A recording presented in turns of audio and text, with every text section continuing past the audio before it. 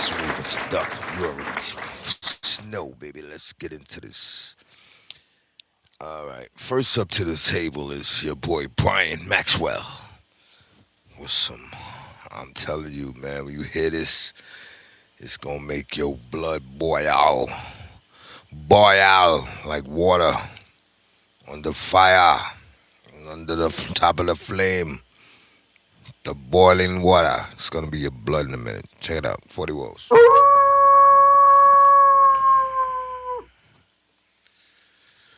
All right, hold on. Let's get something going. What are we doing? All right. Without any further delay, let's give it up for Mr. Brian Maxwell. The DOJ, the year-long government conspiracy case in which they're likely going to look at RICO charges, look at the Democrat Party and the left as some sort of criminal organization writ large, and people like Brennan, Obama, Comey, and the upper echelons of the Democrat Party are all now in the crosshairs of this grand jury that will be impaneled just today. All right, Patriots. Now, you heard in that initial clip that there has been a grand jury that has already been assembled, and they are investigating and going after the Democrats as a RICO, which is one of the smartest things you can do. Because as we saw with James Comey, they were running up against the statute of limitations clock. And that small technicality that caused that judge to toss out his case because the prosecutor had not been cleared through the Senate was one of those small things that you say it was small, but it was huge at the same time. And how many other people that were bad actors did things that are over 5 years ago, over 3 years ago. But with a RICO, as long as the crime is still going on, the statute of limitations extends. The statute of limitations date starts when the last crime was committed. And seeing as they still been perpetuating the Russia hoax, they still been talking about things that were lies created by the Clintons and by the Obama administration, which means that the crime still is being perpetuated, so the RICO can still go on. As a matter of fact, I want you to listen to this other part as he breaks it down a little bit more. But right after this clip, I'm going to go into some bombshell footage that was released by FBI agent John DeZosa, who really exposes Barack Obama, his CIA information that they drop in there about him, the Bushes, Michelle Obama. You probably have never seen this before. I'm almost certain that you have not. But on this video today, you will have your eyes open to information that you heard speculated about, but now you know to be fact coming directly from a person who was within the program, within the FBI, who saw the information and was exposed to what was really going on. So we're going to let George Papadopoulos explain the RICO coming down. And then I'm going to get into one other clip as far as with HUD, what they've exposed about the Democrats. And then we're going to get into this full Obama expose, which is jaw-dropping. So check out Papadopoulos as he explains a little bit more as far as what's going on right now with them going after the Democrats. Check this out. What the DOJ's done here is by looking at the Democrat Party as a whole, as a criminal organization, in parallel to how the mafia was viewed during the time of Mayor Giuliani in New York, it allowed them to extend the time clock by looking at the Democrat Party as some sort of criminal entity that has been basically waging lawfare and engaging in criminal activities for at least 10 years, going back to 2015 up through Joe Biden. So this is not simply about Donald Trump's first term and things that happened to myself and others. This goes into the 2020 election, impeachment 1.0, 2.0, all of the shenanigans during the lawfare effort against candidate Trump this past election and how he valiantly fought back against all of that. This is why this is the most important and significant investigation in modern American history, and it's being conducted with the right people at the right time. So as you heard it, so the RICO is they already got the grand jury. Everything is in full motion. As a matter of fact, President Trump actually put out a post about it, saying that you can 100%. Well, somebody he had posted it up and he reposted a woman that said, now that it's been exposed, you can bet 100% that President Trump will bring military style prosecutions on these bad actors. Now, check out what has recently been exposed about HUD, which will infuriate you, but would actually add just another log in the fire on the Democrat RICO. Check this out. During the Biden administration, there were over 12 million illegal aliens that came over the border, straining our housing supply and making the costs go up. And so we work with Secretary Noem at DHS, as you alluded to make sure that only American citizens are living in HUD-funded housing. We also took away FHA-backed mortgages from illegal aliens during the Biden administration. They turned a blind eye. But we're going to keep the law to make sure that these mortgages, which are backed by the taxpayer, go only to the American people. And lastly, we are mandating that every public housing authority give us a comprehensive account who's living in every unit in taxpayer HUD-funded housing. Wow. Davis, another impact of that wide open border. So we find out that the Biden administration was giving HUD housing, FHA loans to illegal immigrants rather than American citizens, which is insane. Now, one thing about the Democrats is that whenever they're so ruthless, when they go after each other, they go after each other for the jugular. And right here, I want to show you this clip of Barack Obama in his effort to gain the bid for presidency in 2008. Listen to how he attacks Hillary Clinton, and he also exposes her. There's some information that will be used potentially in the RICO against Clinton, Obama, and the rest of them. But check this out, and then we're going to get into what I wanted to really show you what you should be here for. But check this clip out. When Hillary Clinton says I'm out of touch, I just have to remind people of the track record. So now this is Senator Clinton. This is the same person who has taken more money from lobbyists than any other candidate, Democratic or Republican, taking more money from drug company lobbyists and insurance company lobbyists. This is the same person who says she's voting for the Colombia trade deal. Turns out that her top advisor, her top strategist, was working for the Colombian government to get the bill passed. This is the same person who spent a decade with her husband campaigning for NAFTA and now goes around saying how she was opposed to NAFTA. This is the same person who took money from financial folks on Wall Street and then voted for a bankruptcy bill that makes it harder for folks right here in Pennsylvania to get a fair shake. Hillary Clinton's out there, like she's out in the duck blind every Sunday. She's packing a six-shooter. Come on. She knows better. That's some politics being played by Hillary Clinton. If you're enjoying this video, do me a solid, hit that thumbs up, because I will never ask you for a cash app, a super chat, or a donation. You hitting that like button, it really helps get the video out there. And if you aren't subscribed to the channel, subscribe. And whether you're already subscribed or subscribing now, make sure that you hit that notification bell and select all, because YouTube has issues getting the notifications out. But when you select all, YouTube will make sure that you get notified when I upload new videos. Now, what's funny is that he knows all of these shady things about Hillary Clinton, but yet he still makes her his Secretary of State. And one thing about Obama, as I lead into the segment that I really want you to see, is that he's got a history of hanging around some really, really weird and uniquely bad people, anti-American folks. Check out this quick clip. So we got Robert De Niro here first. Bill Gates second. Ellen DeGeneres. Tom Hanks. That famous actress, I forget her name, but you all know who she is. Spielberg. That was Steven Spielberg. And Oprah Winfrey. Now, what do all these people have in connection? Could it be Epstein Island? Each and every one of those people were alleged to have been on Epstein Island. And as we're talking about Epstein Island, the real funny thing about that is that there was a picture that was unearthed. And the Democrats, the radicals, they tried to expose it as being fake. But liberal fact checker Snopes has determined that the latest Epstein released photo of Barack Obama was completely unaltered.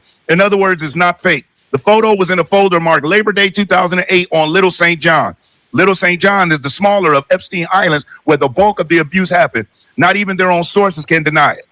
So we clear as day got Barack Obama, Barry Soetoro, right here hanging out on Epstein Island. But yet we don't hear much about that. Now, right now, I want to let you listen to this FBI agent as he exposes the real deal about Barack Obama, aka Barry Soetoro, and how America has truly, truly been betrayed by these Democrats. When I saw this and watched this, Even it had things in it that I had never even known. And I really do my due diligence and research a lot. So without any further ado, I'm going to let this play in full screen, and then I'm going to come back because I have another dynamic clip for you, which really goes deep, and it's much shorter than this, but it goes deep into that connection with Obama, Hillary Clinton, and what they did and what the investigation that is already underway, taking place, is exposing. On the heels of all of the stuff that's taking place in the country right now, seniors, it's extremely important that you make sure you've got the best Medicare plan available, because this year, Medicare plans are expected to increase 10%. And that's $215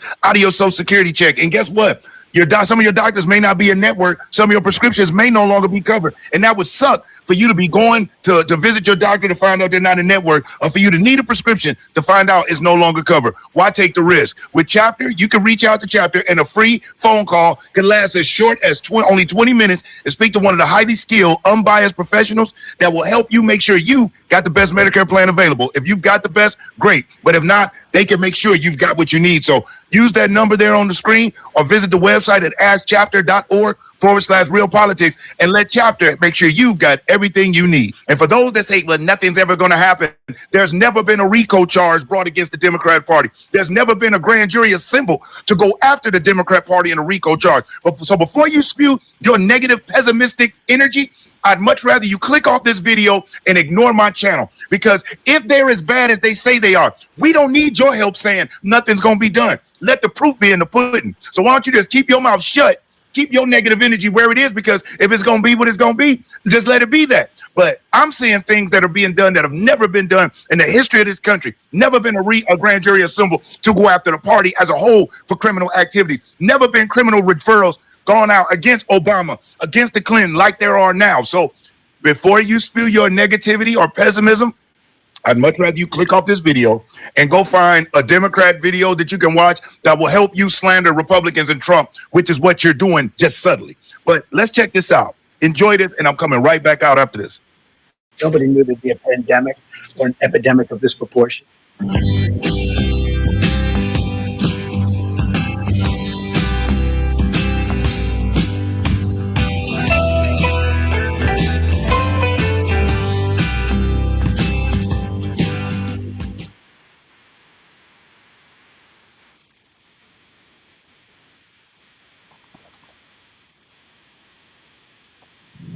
There may and likely will come a time in which we have both an airborne disease that is deadly.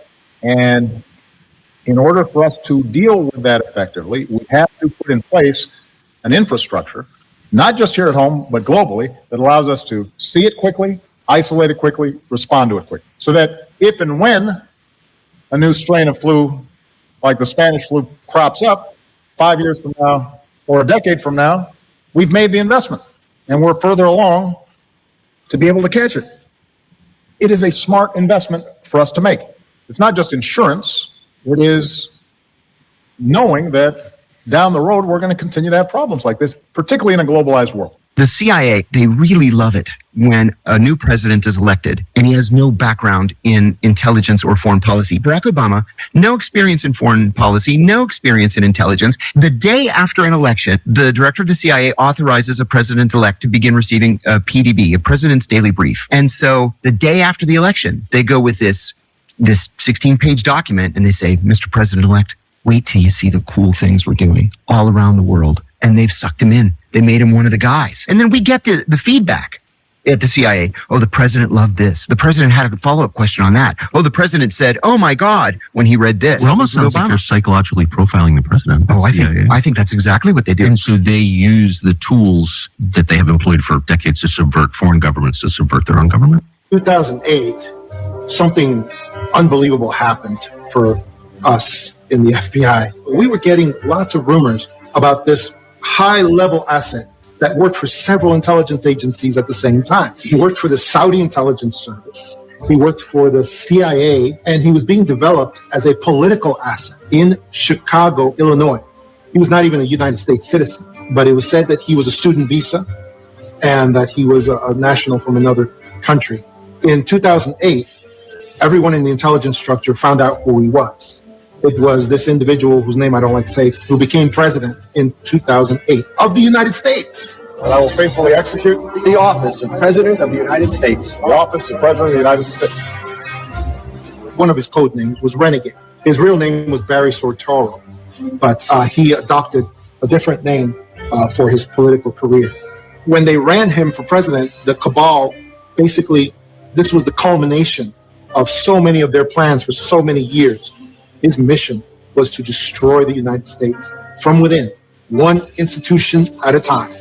One of the things he did, of course, was he defunded our military. He brought down the resources that they got. But then he ordered our military in many, many instances and in various theaters to attack our allies and to defend and supply and help our enemies. That's exactly how he created ISIS. He would say publicly that the military were going to bomb our enemies, but then he would have the military actually bomb enemies of ISIS, our allies. He gave ISIS funding and equipment by basically ordering our military to take equipment into a certain theater and then abandon it. And the commanders would say, that's ridiculous. We'd just be handing that stuff over to ISIS. And the president's office would say, don't question orders, just follow your orders. 44 and the one before that, 43, Bush and Obama. Well, there are pictures of Bush with his arm around 8-year-old Barack Obama because his stepdaddy, adopted daddy, Lolo Sotoro, had done a lifetime worth of business with the Bushes. Wow. Uncle George Herbert Walker, after whom George Herbert Walker Bush, Bush 1 president, was named, founded Halliburton in 1946 in Oklahoma. And Lolo Sotoro had been international executive vice president for Standard Oil. There was talk of him being a CIA asset. Well, yeah, see, he ran the death squads for the Indonesian army. On his own call, anyone could be assassinated. So when George Herbert Walker Bush became head of the CIA under the Ford administration, he just got with his old buddy in the oil business, Lolo Sotoro, and pulled off the hits. See, Barack's grandmother has been acknowledged as being the woman that operated the channels through which CIA money went to the Southwest Pacific. So she introduced her daughter, who had just had Barry, Barack, to Lolo Sotoro, and they got married, and Lolo Sotoro adopted Barack Obama. The name was changed to Barry Sotoro. Now, when he went to high school in Hawaii, I know about that high school. I almost sent my oldest son to it. I could afford it, but I didn't think he deserved it. 20 years ago, the tuition was $95,000 a year, not including room and board.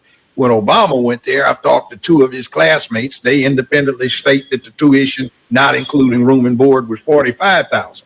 Now, Business Insider reports his income for 2017 at over $200 million net. That's after taxes, deductions, write-offs. For this last year, 2018, they reported it as $570+ million. And that's after all deductions, tax, right? Trump doesn't make that net. All these other ones who thought they were untouchable, now they're going to have to answer for their actions. In the Obama administration, John Brennan had the Tuesday morning kill list meetings because the tech got sophisticated enough that you could just write up a list of people that you want to kill that week. And you dish out the assignments. The teams go out, they kill everybody that's on the list, and then they meet next Tuesday and get that kill list. And you just do it week after week. Well, if you're not having to devote armies of targeting analysts to finding these guys, if your computers can find them just based on their, email messaging, text messaging, whatever, metadata, there, your job's easy. You just fire a missile from the drone, or you drop a guy in that does a close-in shot, and then you get back on the helicopter and fly home. I hate to sound cynical like that, but that's just the way it is. I think that's just calling it how it is. What year or years was Brennan doing that Tuesday morning kill list? He started in 2009 and kept it going. I have no idea if Donald Trump kept it or Joe Biden kept it or revived it, but it was something that they were very proud of in the Obama administration. They were just going out whacking everybody. Yeah, well, nobody dropped more missiles from drones than Obama did. No, nobody. Wow. So there you heard it. As you heard, and I've told people this for years, and so many people didn't believe me. Barack Obama was raised as a very wealthy young man, going to an elite high school, an elite global high school in Indonesia. His stepfather was extremely wealthy. Some say the second richest man in Indonesia. And as you heard him say, he was the international executive vice president for the big oil company. So his whole thing has been a charade. Even the man that they show in the picture as Barack Obama's father, the super dark-skinned African from Kenya, many say that's not true. Who his father, his blood father really is a guy named Frank Davis. And Frank Davis was a socialist activist, a black man, socialist activist. And when you see the picture of Frank Davis and Barack Obama, they look a lot more similar than Barack Obama and the Kenyan African does. Features, skin tone, and everything. Now, that clip, if that wasn't jaw-dropping enough, I've got one more that I want to show you. And this one is the connection between the Clinton Foundation and Obama. This one is another one of those, but this is the actual investigation that's happening in real time and what it's exposed. Now, I want you to check this out and see what this has to say. Check this out. Struggling with Wi-Fi dead zones that ruin your streaming experience? This powerful signal booster is the ultimate fix. Just plug it into any outlet. It automatically syncs and extends your network's coverage. Enjoy perfect connectivity anywhere in your home, no matter the size. With blazing 1,200 megabits per second speeds, it easily handles 100 plus devices at once. But here's the catch. This deal is selling fast and inventory is running low. Tap the link to secure yours before they're gone for good.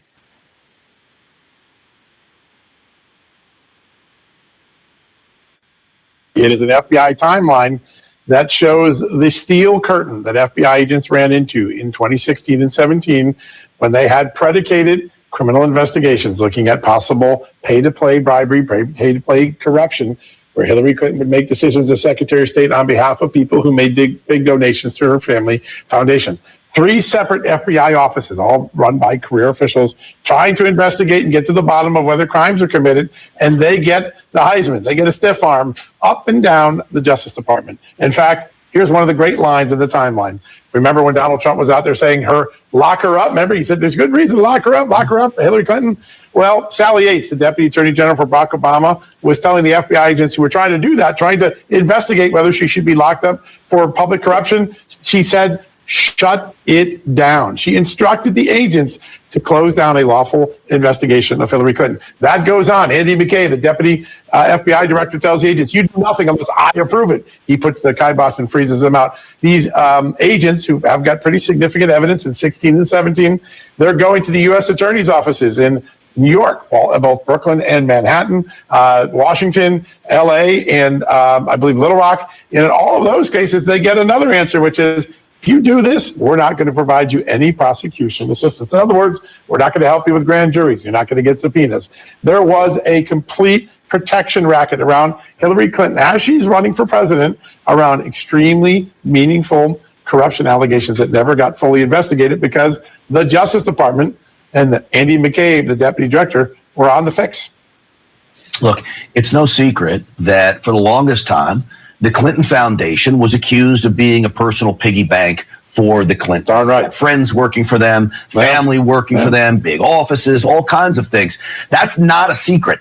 If this timeline can tie official decisions to big donations coming in, then you got to say, if you put this in front of a grand jury or a reasonable person, do the two connect here? Is that what we're talking about, John, where they're getting big donations and then making a big decision that benefits the donor? Well, sadly, the timeline doesn't give us a lot of sense of what the evidence was against it. We know that there were confidential human sources. That's one thing we do know. We know that what they believed occurred belonged in the public integrity section of the Justice Department, which is the public corruption. We know that one of the things they were looking at was pay to play, but we don't know much more about that. Now, we do know about it from other reporting I've done and other reporting that others have done, including the Uranium One informant that I introduced to the country in 2018.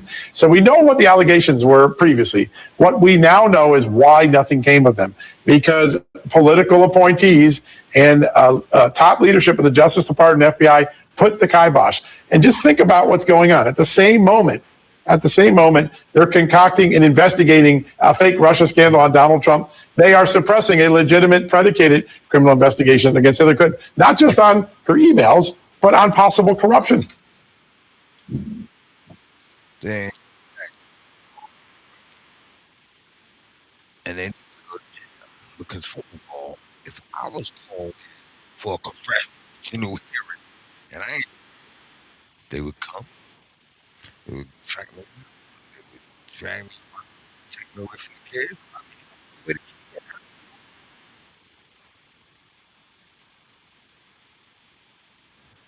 Brian, thank you.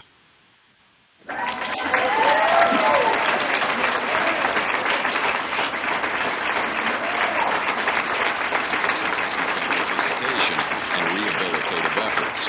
75 miles south of New York City. Closer to family than Brooklyn ever was. MDC Brooklyn had been, in the words of those who've been there, horrible. Fort Dix was supposed to be the upgrade.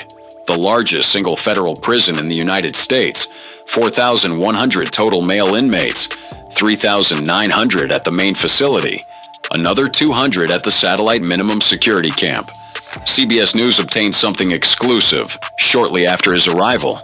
The intake photo tells a story his lawyers never wanted to tell.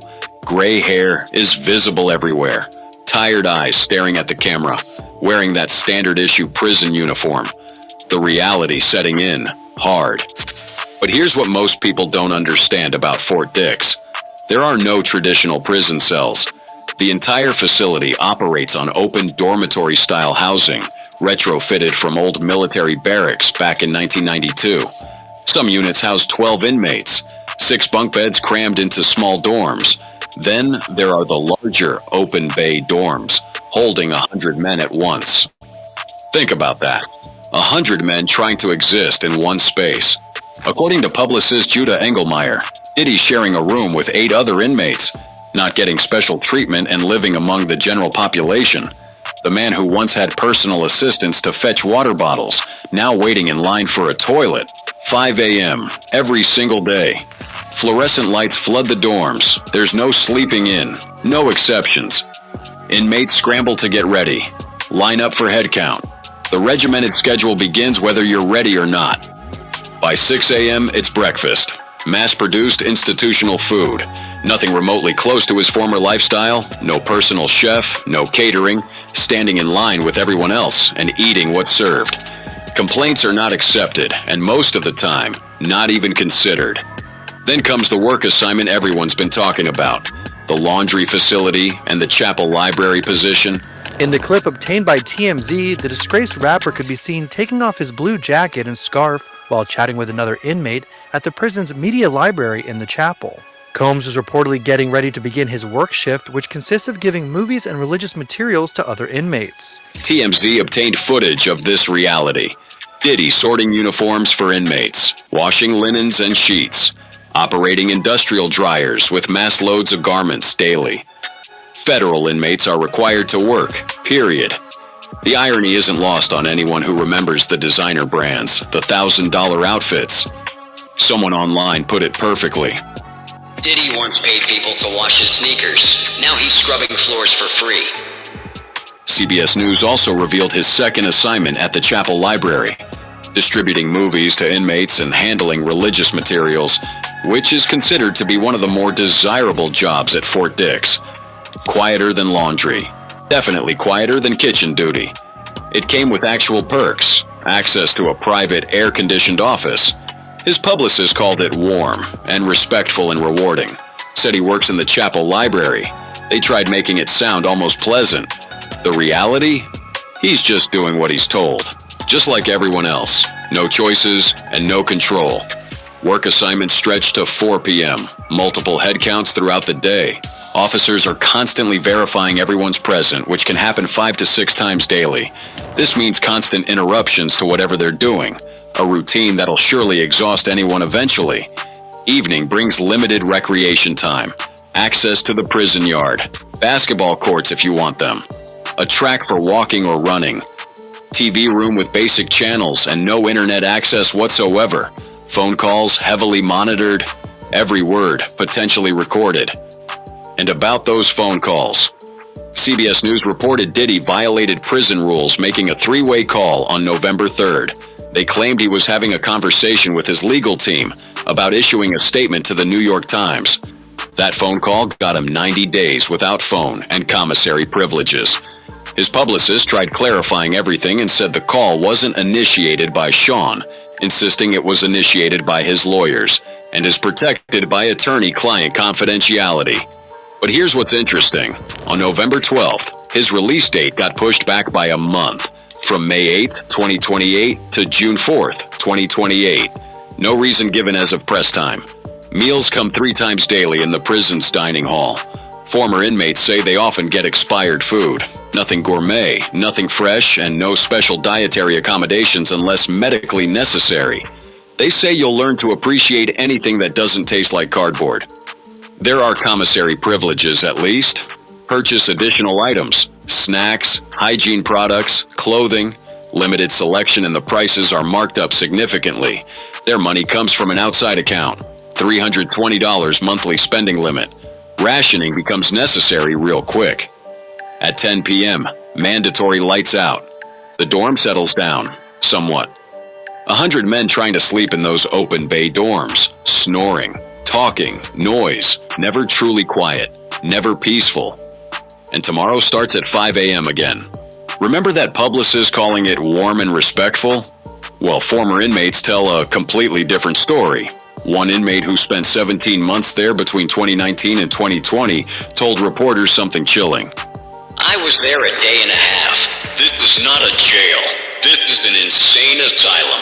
And he agreed. It was a zoo. Joe Giudice from Real Housewives of New Jersey spent 41 months at Fort Dix. He told reporters Combs' fate depends on how he carries himself. As long as he keeps a low profile and doesn't try to act like a big shot, he'll be fine. Then added this gem. I've seen people get stabbed over an onion. You ain't in there with the most stable people. They said the federal prison is low security, but Diddy's longtime lawyer, Mark Garagos, previously told Harvey on Two Angry Men podcast that Diddy will have a target on his back wherever he ends up. Giudice also witnessed activities in the early morning hours that guards apparently just ignore. Said he'd get up at 3 or 4 a.m. to use the bathroom and see the craziest things. People you'd never imagine. Guards hear the showers going at night and look the other way. Another former inmate described conditions that contradict any positive spin. There's one bathroom per floor with toilets and showers, and everything is broken. A lot of the food is expired. It's horrible. They don't care. But here's where it gets interesting. The things money can still buy. Giudice revealed inmates can pay for special services, shoes shined, security, clothes tailored, chefs making food. That's just how it is, he said. Still so far from the life he lived outside those prison walls.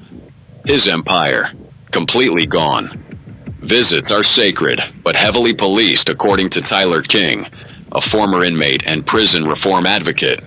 You get one hug at the start, one at the end. Everything in between must be proper. Handhold too long, and your visit ends immediately. His 7 kids have remained in his corner, posting birthday tributes on social media. Whether they visited Fort Dix yet remains unclear. The holidays present their own challenges. King explained that you're going to be really blown away by this. Just going to press this and see what it gives us.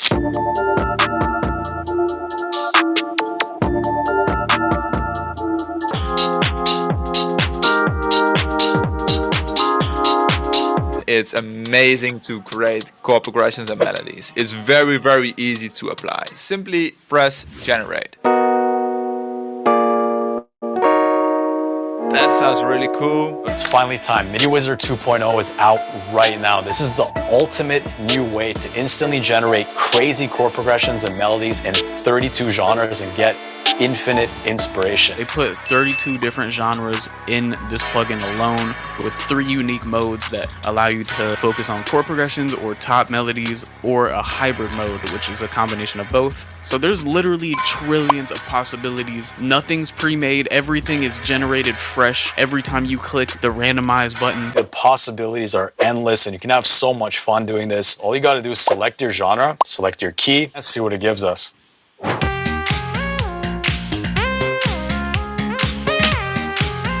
plus the ability to finish tracks so much faster and incorporate new AI technology so you can stay ahead of the curve when it comes to all the other music producers out there competing for your plays and income. Hundreds of producers are secretly getting their hands on it. And if you've seen some of those haters online calling using AI cheating, they said the same thing about using consoles to produce instead of laptops. But don't be a part of that group. Be a part of the group that's an early adopter that gets on new technology and uses it to gain an unfair competitive advantage, and most importantly, just to make your best music. It's not meant to replace you as a creative or as a musician or to make you lazy or anything like that. Unison MIDI Wizard is a tool that any musician can benefit from in their studios. I think it actually impressed me and was a lot of fun to use. So if you want to check out the Unison MIDI Wizard, the link will be in the description. The link will be in the description, so be sure to check it out. To get the full details, click the button below. Running a special limited time launch deal. If you're seeing this ad, you still can't get it, but in a few hours today or tomorrow, the price might have already jumped way up. So don't procrastinate, click the button to check out all the details, check out the demo and the full walkthrough, and I'll see you inside.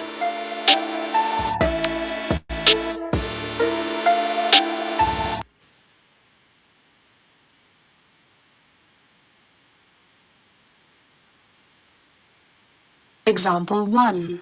Drums.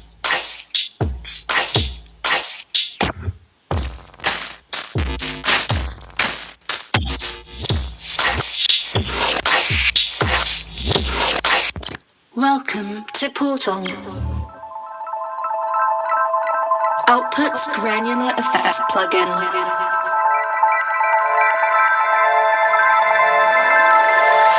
Redirection to vocals.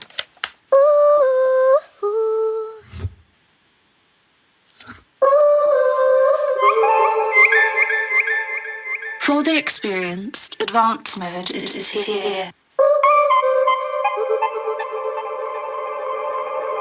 And now, keys.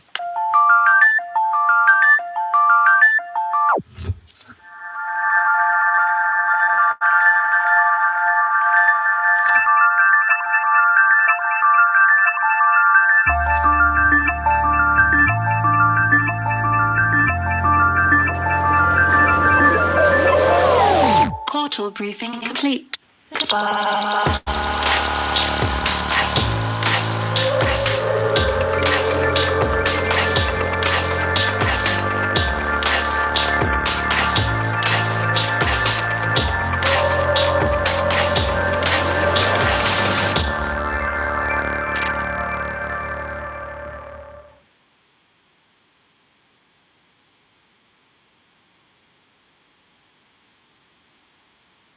Special meal might come, or it might not. This year's Thanksgiving menu at Fort Dix offered deli meats or peanut butter and jelly sandwiches. Christmas lunch included baked Cornish hen, mashed potatoes, and fruit, or a holiday dessert. Nothing like the lavish celebrations he once threw. His family remained supportive. His 7 kids posted birthday messages when he turned 56 in early November. We love you. We miss you. Quincy wrote, Happy birthday to the best dad ever. His twin daughters added, but they weren't there, and the world kept moving without him. His release date currently sits at June 4th, 2028. That's potentially 22 to 24 months with time off for good behavior, possibly minus another 6 months in a halfway house. His lawyers filed an expedited appeal in November with arguments scheduled for April 2026. Diddy has the best appellate team, sources say. He's in solid hands. But right now, none of that changes the reality. Every morning at 5 a.m., the lights come on. Every day, he reports to work. Every night, he returns to that bunk in a room full of strangers. The man who once had everything now has a prison number and a release date that feels impossibly far away. But routines and schedules only tell part of the story. To understand what Fort Dix is really like, you have to hear from someone who lived it right alongside him. December 23rd, 2 days before Christmas, Sebastian Telfair walked out of FCI Fort Dix a free man. His kids were waiting. The relief was immense. But what everyone really wanted to know about wasn't his release. It was his cellmate, the most famous inmate in federal custody, Sean Diddy Combs. Hours after getting out, Telfair sat down with TMZ for his first interview, and he didn't hold back. For Telfair, the former NBA lottery pick who played 10 years in the league, prison represented a dramatic fall. From NBA arenas to a prison dorm, from private planes to 5 a.m. wake-up calls, from courtside seats to concrete yards. It was rough. He admitted that openly. But then he thought about Diddy. I couldn't imagine how Diddy felt, Telfair said. From penthouses to prison cells, from private jets to prison buses, from bad boy records to federal custody. Still, according to Telfair, Diddy hasn't fallen apart. Judge Aaron said he wouldn't recommend Fort Dix, but he would recommend a Northeast facility. The only problem was, why did he get sent by Fort Dix? It's not because he did anything special. It's not because they took pity on him. It's because, right? Because he had a shorter sentence. That wasn't just empty talk. Telfair had seen it firsthand. He'd been living in the same facility, walking the same yards, eating the same meals. He watched Diddy navigate a world that strips away every advantage fame and money provide, and what he saw was someone maintaining composure, following the rules, staying disciplined. Where he's at, they're gonna help him, Telfair added, referencing Fort Dix's RDAP program, the drug treatment initiative that could potentially reduce Diddy's sentence. Telfair wasn't being judgmental. He was being honest. Everyone saw the lifestyle, the parties, the excess, the freak-offs that became central to the prosecution's case, the drugs, the control, the manipulation. Now in prison, that life had stopped, completely. And maybe, Telfair suggested that forced pause was exactly what Diddy needed. This is what kills me about the prison system. They know. Because these people, if you're doing life in jail, you got life, man. Prison viewed as a forced reflection. Time to evaluate. Time to heal. A perspective you don't hear often, but one that made sense coming from someone who just lived it. I couldn't imagine how Diddy felt, but Diddy's holding it down. He's doing what he's got to do. Diddy was living a rock star life, so I'm glad he's going to get the time to just relax. Diddy's in good spirits. He's still Diddy. That statement, Diddy's still Diddy, carried weight, not because it excused anything, but because it revealed something about identity behind bars. Prison doesn't change who you fundamentally are. It tests you. It strips away the facade. But the core remains. Telfair said Diddy's in good spirits. Not broken, not depressed, not falling apart. Still carrying that confidence that made him a mogul in the first place. Just now, in olive prison greens instead of designer suits. These first photos of Diddy at the Fort Dix Federal Correctional Institution in South Jersey surfaced on TMZ over the weekend. In one, Diddy is smiling in his gray knit cap, looking happy and relaxed. This was not he image people expected. Not the broken mogul tabloids wanted to portray. Just a man adjusting to a new reality.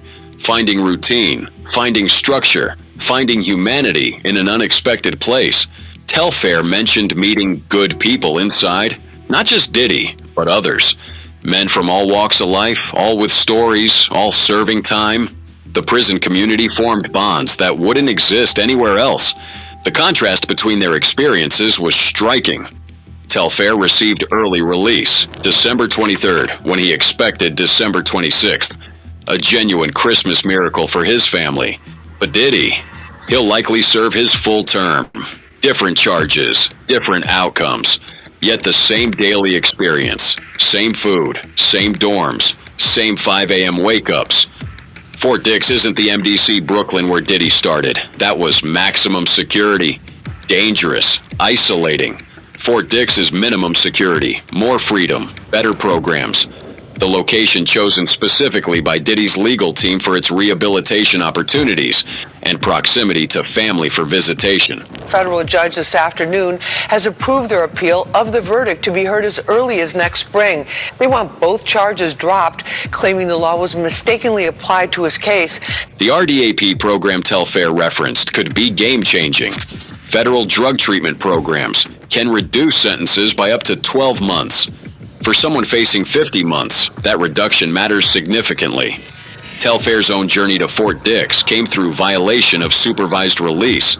After pleading guilty in 2023 to healthcare fraud, he walked with probation, 3 years supervised release, community service requirements, regular check-ins. But he didn't complete the community service, didn't report consistently. Small violations that added up. August 2024, the judge sent him back. 6 months at Fort Dix, supposed release in February 2025. But he got out early. Good behavior. Were you aware that you were going to come home 2 days before Christmas? No, I thought I was going to come home 2 days after Christmas. Okay. And then, you know, God always doing what he do for me, so. That healthcare fraud case was massive. 18 former NBA players total, all submitting fraudulent medical claims against the NBA's health and welfare plan. Dental work that never happened, medical procedures never performed, total losses around $4 million. The scheme eventually collapsed. Federal investigators don't miss financial fraud of that scale. Indictments came in October 2021. Telfair fought initially, then accepted reality. The plea deal in 2023 seemed generous. Then he violated terms, and the leniency evaporated. But now, released and looking forward, Telfair had news. You're going back to the NBA to do like some kind of work there. Have you had any offers from anyone in the NBA asking you to come back and do some kind of work? Well, I just signed with a new agent. How Kimberly, how you doing? I know that's right. So you got a new agent. I got a new agent. I'm going to be playing in the Big Three. The Big Three League, Ice Cube's 3-on-3 basketball venture featuring former NBA players. A chance to compete again. To prove he still had game. Coming for the MVP in a league designed for exactly this type of redemption story. Meanwhile, inside Fort Dix, Diddy's situation continues. I like making my podcast. I don't like making short clips of my podcast. So the AI chooses the best clips, like maybe this one. Right now? Yeah, because it knows what's important. And it actually gives you a score based on how well your clip is going to connect with your audience. That's so cool. And it also reframes us to vertical depending on the platform. So in fact, if there were 4 of us, it would do that too. It might do 20 or 30 of these. Wow. You see these animated captions? Yeah. They're automatic. You just set the style, but it's automatically transcribed. That's crazy. Does it have any editing capabilities in case you want to tweak things? Yeah, so there's an online editor right over here, and you can edit using the timeline or this transcript-based editor right here. And you can actually upload your own images or video and drag them onto the timeline. That is a lot of features. Many of them are one click, like audio enhancements, AI-generated B-roll. It bleeps your curse words if you need that. Right? I think the AI is definitely going to choose this clip. This is crazy. All we had to do was talk about it, and Opus Clip does the rest, and then you just schedule it from right here. Wow, I pay $30 every month just for a scheduler. Well, right now Opus Clip is just $14.50, the Pro plan.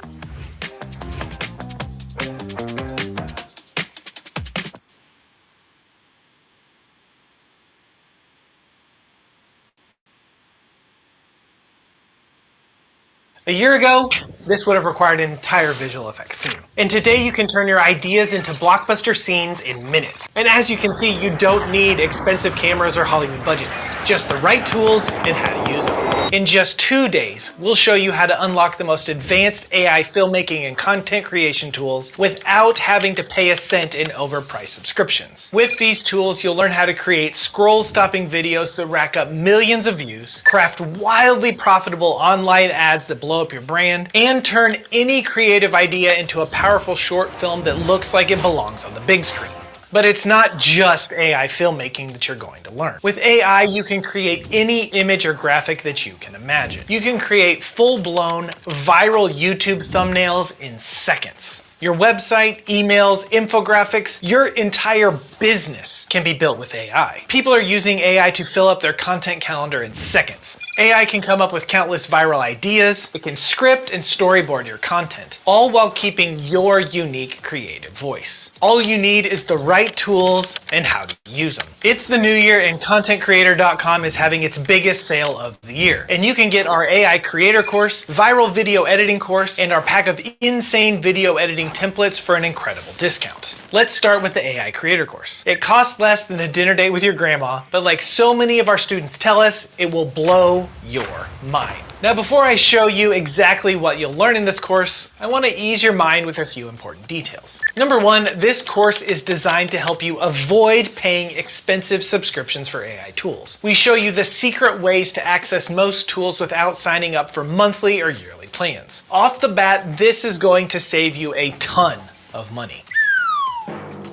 Number two, this course is perfect for complete AI beginners and seasoned AI vets. We have a beginner's crash course that gets you up to speed super fast. And then we have advanced sections that leave the pros who use AI every day completely speechless. Number three, this is the only AI course that receives weekly content updates to ensure that you are staying on top of the rapidly changing AI technology. Many of our students say that this is their favorite aspect of the entire program. And finally, number four, this course has a no questions asked refund policy. The only reason we've been able to enroll over 200,000 students at ContentCreator.com is because our number one focus is helping people. And if you don't feel like we've helped you, then you can get your money back. No questions asked. All right, let me walk you through everything that you're going to learn in the program. First, we have AI filmmaking. With AI, you can practically create any visual that you can imagine. The challenge most people face is the ocean of AI tools to choose from. One tool might be great for animating characters, another for video effects, and one is great for character audio. This course cuts through the noise and shows you exactly which tools you should be using for different types of video content. And remember, we're always keeping this updated. You'll learn how to create visual effects that will blow people away, which are perfect for viral videos, ad hooks, and YouTube storytelling. You'll learn how to create entire videos from scratch that look incredible. We'll teach you how to create your own digital clone so that you can make yourself the star of your content. Or you could create your own unique animated character by turning your kid's Stuffy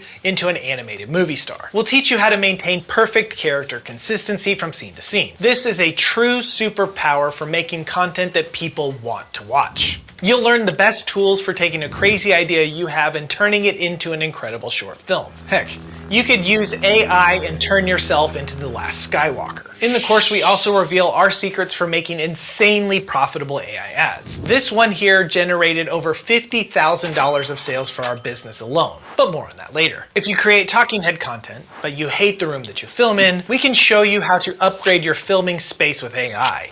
It's like magic. And don't even get me started on AI video editing tools. From editing entire podcasts in seconds with a single click, to enhancing your audio, adding captions, or magically removing backgrounds and so much more. AI-powered editing will change the way that you can create content, and we'll show you how to leverage these tools in the course. Using these same AI filmmaking strategies, our students have gotten more views and been growing faster than ever before. I learned how to use AI tools and I went from 0 followers on TikTok to over 15,000 in under 2 months. That's the power of AI. So that's the AI filmmaking. And good news for you, in this course you'll learn way more than just the best tools and how to create amazing visuals. Up next we have content planning, script writing, and strategy.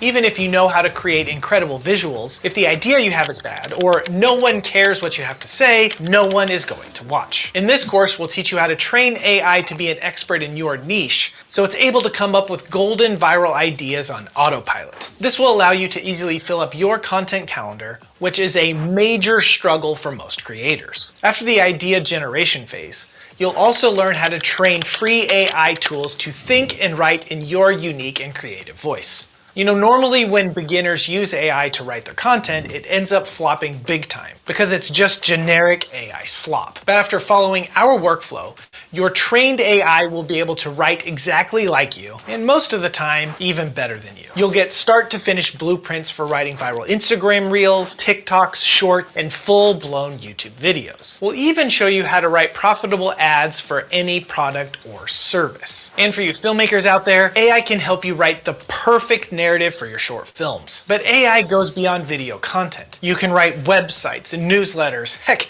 AI can create that presentation that you've been putting off for work. I'm not going to judge. Up next, we have AI photo and graphic creation. We're going to start with one of my personal favorites, creating viral YouTube thumbnails with AI. You know, most beginners on YouTube struggle to get views, not because their videos are bad, but because they don't create attractive, clickable thumbnails. In this program, we pull back the curtain and show you exactly how we're creating AI thumbnails for our YouTube channel that has grown over 420,000 subscribers. You know, normally I'd have to take out cameras, set up lighting, put on nice clothes, comb my hair, take a ton of photos, edit them in Photoshop. It could take me a whole day to make one thumbnail. But now I can do it all in minutes and I don't even have to get out of bed. Not to mention, if I needed a thumbnail on, let's say, the moon, I don't need expensive costumes or crazy editing skills. AI created this image right here in seconds, and it only cost me 8 cents to make. But it's not just thumbnails. Once you create a digital clone of yourself, you can create any image that you want. Fly around as a superhero, ride on the back of a dinosaur,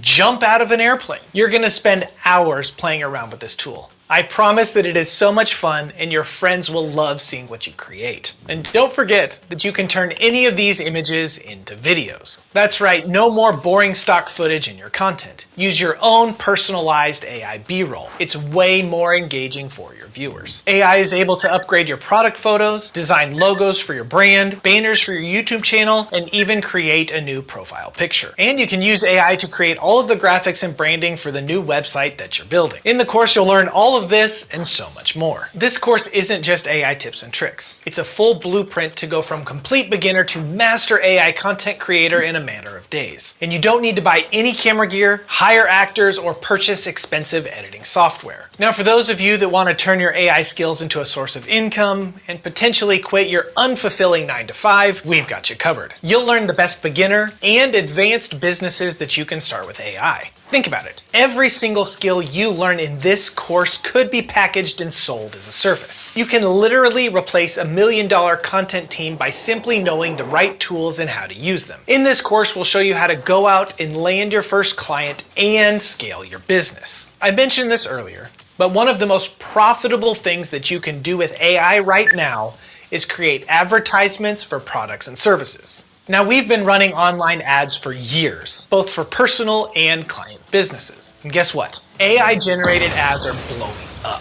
Why are they blowing up? Because with AI, there's no limit to what you can include in an ad. You know, 2 years ago, if you wanted to feature a giant Yeti in an ad, you'd need to spend a lot of money on visual effects. Fast forward to today, and AI could do an entire Yeti ad for only a few dollars, which is totally insane. You know, I'd argue that AI ads are the biggest competitive advantage that any business can take advantage of right now. But no one is because they don't know how. This course is the solution. We'll show you the exact workflow that we've been using to make killer ads that have generated our business hundreds of thousands of dollars in sales over the past 2 months alone. The reality of it is that artificial intelligence is the biggest cheat code on earth that's available to regular, everyday creators like you and me. AI isn't going to replace us. It's creators who use AI that will replace those who don't. The AI Creator course will teach you everything that you need to know, and currently we're hosting a massive sale. Combine that with a no questions asked refund policy, and there's literally never been a better time to join. AI is one of the biggest opportunities of our lifetime. Not only will you save $200 on the AI Creator course, during this New Year's sale, you'll also get our viral video effects editing course. This course walks total beginners through the process of recreating the most scroll-stopping trends on social media. We show you how to do it in all the best editing softwares, both free and paid, and we even include downloadable footage so that you can follow along step by step. If you don't know how to edit videos, or you want to get better at recreating the most viral trends that actually get views, this course is your shortcut. And speaking of shortcuts, this insane New Year's sale also includes our YouTube and social media editing template pack. This pack is loaded with our favorite tools and templates for editing faster and looking even more professional. You'll get pro-level color grading LUTs, motion backgrounds, dynamic titles, smooth transitions, and so much more. This pack will help your video stand out even more without spending hours trying to figure out how the pros do it. Altogether, this bundle is worth hundreds of dollars, but right now for our New Year's sale, you can get lifetime access for one payment of $98. And don't forget, it's all backed by our no questions asked refund policy, so there's literally nothing to lose. You don't want to miss out on this sale. Click the button below and enroll today.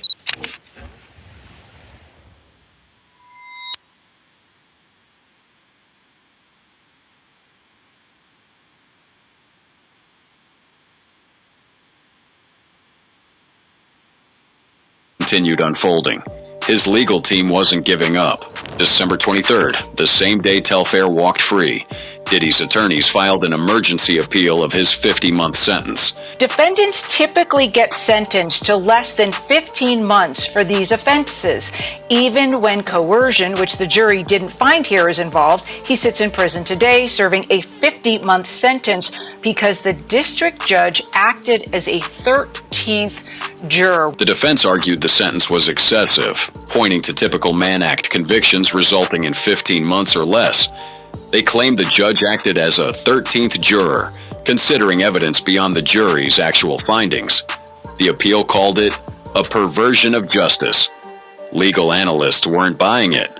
Alicia, always great to be on with you. Let's be very frank about this case. You can't unsee what you saw, you can't unhear what you heard, and you can't unremember what you read.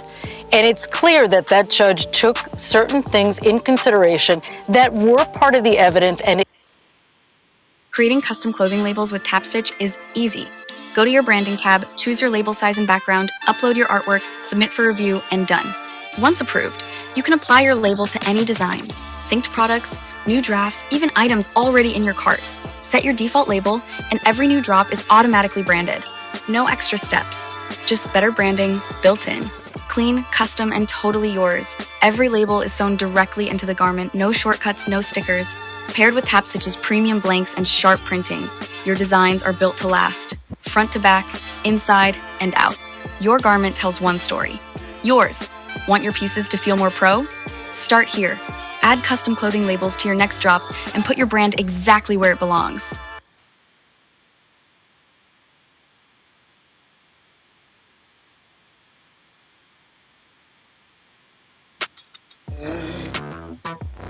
Save time creating content and generate a high-quality clone of your voice with 11 Labs.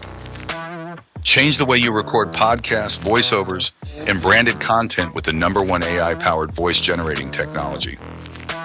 Stop searching for the perfect voice and stop wasting time re-recording take after take. Try 11 Labs for free and start elevating your content today.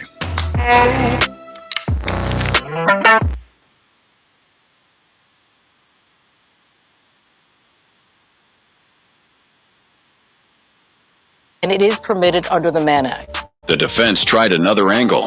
They suggested the recorded encounters qualified as amateur pornography between consenting adults, protected under the First Amendment. The argument stretched credibility to its breaking point. This departure from what should have been imposed on Sean Combs, they're also arguing, which is a real stretch, that these freak-offs and these hotel encounters were really amateur free. It's going to be a real stretch to get to overturn that sentencing, especially when you look at the guidelines on itself under the Mann Act. It's between 70 and 80 months. The judge gave 50 months here. So this type of these arguments, frankly, if I looked at my crystal ball, it's going to fail. Federal sentencing guidelines for Mann Act violations actually ranged from 70 to 80 months. Diddy received 50. The judge showed restraint, not overreach. His defense team really feels that there's a problem with the Mann Act. You can certainly lobby against that act and have it rendered unconstitutional. But it's historically sound, it's constitutional, nothing's been overturned. The appeal's chances, slim to none. The Mann Act remains constitutionally sound. The judge followed proper procedures, everything by the book. That's him, that's Diddy. And they chatted it up for a second. He said Diddy's holding it down. He's doing what he got to do. And where he's at, they're going to help him. He clarified that Diddy had previously been living a rock star life. Telfair's public support mattered, though, not legally, but humanly. seeing someone as just a person, not headlines. Prison strips away everything else: title, status, wealth, power. What remains is who you actually are. The story continues unfolding, appeals pending, programs enrolling. Time is passing. Telfair's now preparing for his Big 3 comeback, rebuilding life after consequences. Diddy's still inside, facing his reality, following the structure, doing the work. Two men from completely different worlds. Basketball and music. Different crimes, different sentences, different futures, but the same experience of watching everything familiar disappear. The same challenge of maintaining dignity when circumstance strips away comfort. And according to someone who lived it alongside him, Diddy's doing exactly that.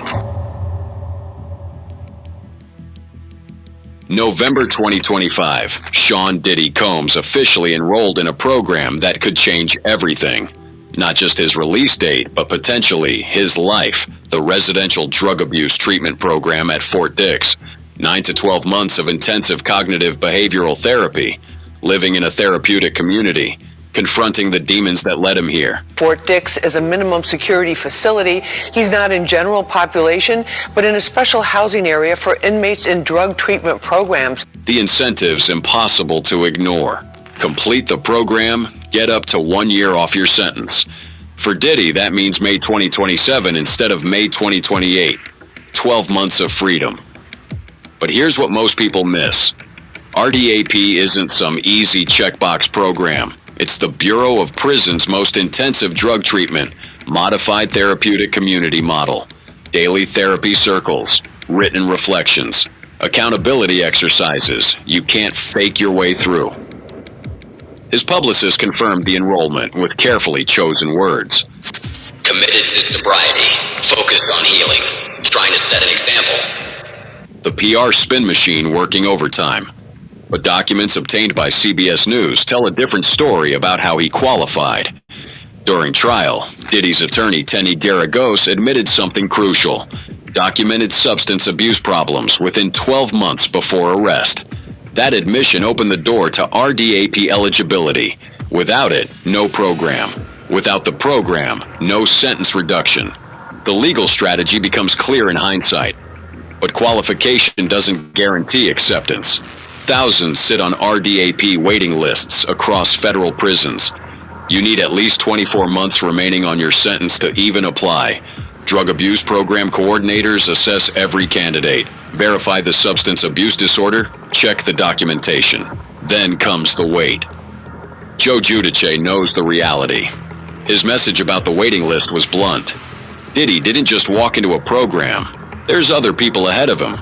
But somehow, his celebrity status and strategic legal maneuvering cleared a path. Well, everybody's different. I'm sure he went back was somewhat disappointed, so he's probably, dwelling on that. Hey, it could have been differently. Maybe I should have gotten out. Maybe he's a little bit upset, a little bit angry. I get it. All those emotions come into play. But right now, he's got to get ready. His lawyers had specifically requested Fort Dix in their sentencing recommendations. Judge Subramanian initially pushed back, saying defendants can't just pick their facility. The Bureau of Prisons makes those calls. Except somehow, Diddy ended up exactly where his team wanted. Strategic planning, paying off. The program structure breaks into 3 distinct phases. Phase 1, residential unit-based treatment. You live in separate RDAP housing, away from the general population. Intensive daily therapy, group counseling sessions, cognitive behavioral therapy techniques, relapse prevention training. This phase earns you a certificate of completion, but you're not done, not even close. Phase 2 transitions into community integration preparation, continuing therapy while gradually increasing interaction with the broader prison population, developing life skills, following every program rule without exception. 1 infraction, 1 failed drug test, 1 disciplinary report, and you're out.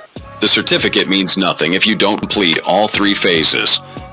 Prison consultant Christopher Zukis calls the sentence reduction massive for federal inmates. 1 full year off a 50-month sentence represents real time, real freedom. The motivation being obvious, but the requirements are brutal. I think 3 factors that sort of work together to create a perfect storm. The first is chronic understaffing. So that the jail is routinely operating. Daily therapy circles demand vulnerability most inmates never show, sharing intimate personal details with fellow prisoners, opening up about addiction's root causes, confronting past behavior without deflecting, no hiding behind money or status or PR representatives. The therapeutic community model strips away every defense mechanism. You live with other RDAP participants in this modified therapeutic community, supporting each other's recovery, peer accountability, structured daily schedule with no downtime, half day in program, half day at work assignment. Diddy's working in the chapel library while attending RDAP sessions. The schedule is designed to keep idle hands busy and minds focused. But here's where Diddy's story gets complicated. November 3rd, 4 days after arriving at Fort Dix, he got caught violating phone regulations. Three-way call, prohibited under Bureau of Prisons rules. He called an unnamed woman, discussed bringing 200 singles for a visiting weekend, then added someone described as the digital person to discuss blogs. Prison officials recommended 90 days loss of phone privileges, 90 days loss of commissary privileges. The penalty was filed on his 56th birthday. His publicist claimed it was routine attorney-client privileged communication, procedural call initiated by his lawyer. Nothing improper, but the disciplinary report tells a different version. Combs allegedly said he never received the prison admission and orientation handbook outlining phone rules. Then TMZ reported he got drunk on prison-made alcohol. Inmates fermenting fruit into hooch or pruno. Strictly prohibited. Another violation on his record. His team denied it immediately, posting on his X account about becoming the best version of himself. The damage control operating at full speed. Former warden Dwayne Hendricks didn't mince words about what these violations mean. If Diddy hopes to enter RDAP successfully, he'll need to demonstrate good institutional adjustment. That means keeping a clean record, following staff direction, and showing genuine commitment. But 4 years, 5 years is 5 years. 4 years and 2 months, rather. Right, because there is 14 months time served. So you're looking at about maybe 3 years? RDAP acceptance doesn't guarantee completion. The program demands good institutional adjustment, clean disciplinary record, following staff direction without question. Diddy's already stumbled, twice, within weeks of enrollment. The pattern raises questions about genuine commitment versus strategic manipulation. Judge Mathis had strong opinions about what should have been required in Diddy's sentence. The defense missed the boat on his mental illness. Mathis argued. Diddy admitted being bipolar. That requires treatment, medication, and professional intervention. Not just therapy sessions, but mandatory chemical rebalancing. The judge should have ordered it as part of sentencing. And as such, the sentence should have also included it. The judge should have required him to obtain treatment as part of his sentence. The judge's perspective highlights what many see as the program's real value: mandatory treatment addressing addiction at its root. Not punishment alone, but rehabilitation. Cognitive behavioral therapy teaches new coping mechanisms. Relapse prevention provides tools for life after release. Life skills development, preparing inmates for productive citizenship. But skepticism about Diddy's sincerity runs deep. Can someone truly change after decades of behavior patterns? After using power and wealth to avoid consequences? Is this genuine rehabilitation or calculation?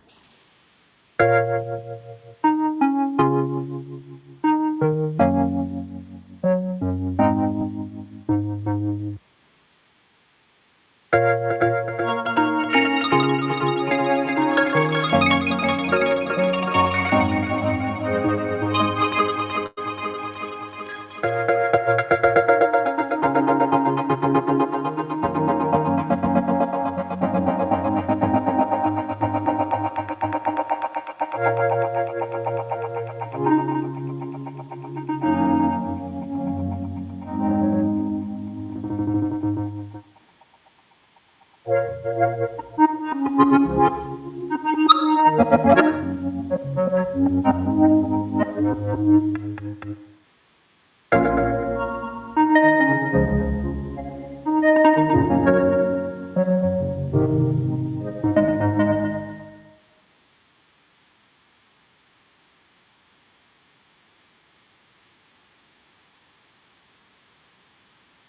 is where I'd talk about what I liked in my first box. If I hadn't already been using them since the beginning of the year. Cook Unity is the first chef-to-you meal delivery service made up of 70 chefs. Every week, award-winning chefs make hundreds of globally inspired meals for many kinds of diets with real ingredients, nothing artificial, in real, actual kitchens. They're also delivered fresh, not frozen, so all you gotta do is heat them up and you're good to go. Through a weekly subscription, you can pick from an ever-changing menu. You got 7 different filters for different kinds of diets, paleo, vegan, gluten-free, whatever you need. The subscription is really flexible. You can skip weeks, you can pause weeks, or you can just cancel if you're not feeling it anymore. So if you want great meals delivered right to your door, head on over to cookunity.com. Get 50% off of your first order.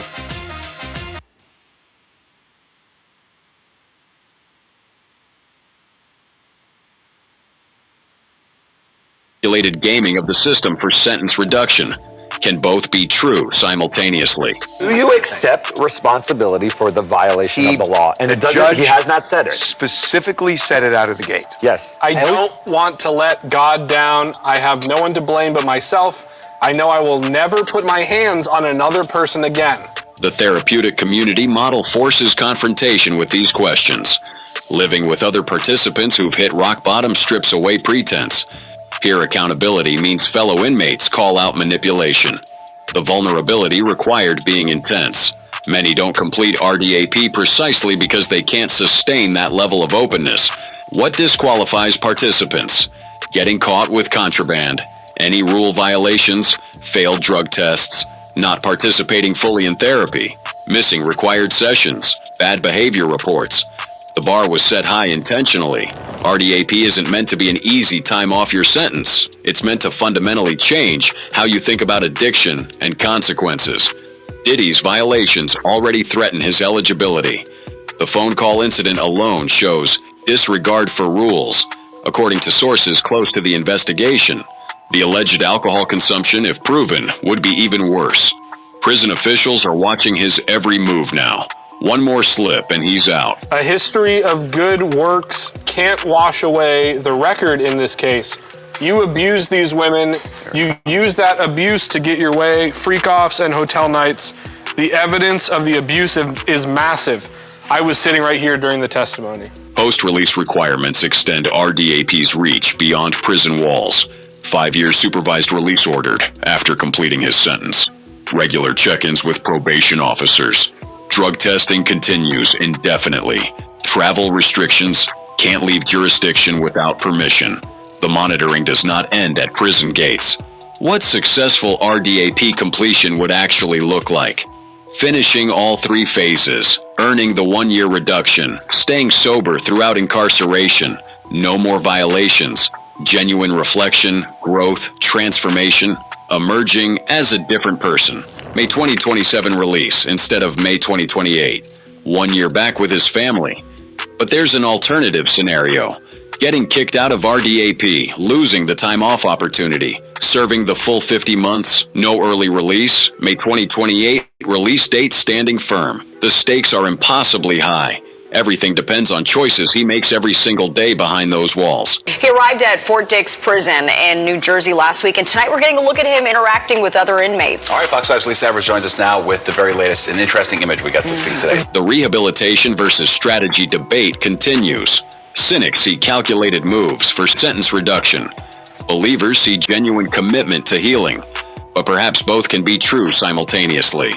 Perhaps the desire to get out a year early provides the initial motivation, while the program itself creates authentic transformation. They made me sit in the cell and take every braid out of my hair before I was let into population. I mean, for somebody like who's a billionaire beforehand, somebody like Diddy, it must be. Fort Dix's therapeutic community will strip away every excuse, every rationalization, every defense mechanism built over decades of unchecked power. Daily therapy circles demanding vulnerability money can't buy. Group counseling requiring honesty status can't fake. Peer accountability from fellow inmates who see through celebrity facade. Judge did say earlier you have not expressed remorse for the Mann Act violations. He's now showing that remorse. Well, he's also, no. You've got to address that directly. The transporting You of got to the say, I should prostitutes? never have done what I did by hiring. Not said that. Correct. And that's what the judge is I asking should never have transported That's what the prostitutes judge is off state asking lines? for. Yeah. The judge has given him a huge signal. And if he completes it, if he emerges sober, self-aware, genuinely changed, then RDAP will have proven its worth, once again. Not because Diddy deserves redemption more than anyone else, but because the program works when participants commit. Because addiction treatment reduces harm. Because rehabilitation serves society better than simple warehousing. So where are we now? You know, we're looking at 50 months, which is less than what the prosecution wanted, which is less than what the sentencing guidelines were. So the judge even came in below that. And so if, in light of everything that he was facing from the very beginning, even to now, it's really a good deal for him. The residential drug abuse treatment program isn't Diddy's get-out-of-jail-free card. It's his last chance to become something other than a cautionary tale. His opportunity to prove that even the most powerful, privileged, protected people can hit rock bottom, confront their demons, and climb back toward light. May 2027 or May 2028. The redemption path or the alternative scenario. Transformation or manipulation. Hope or cynicism. Everything depends on choices made daily in Fort Dix's RDAP unit. The clock is ticking down, and the decision is entirely his.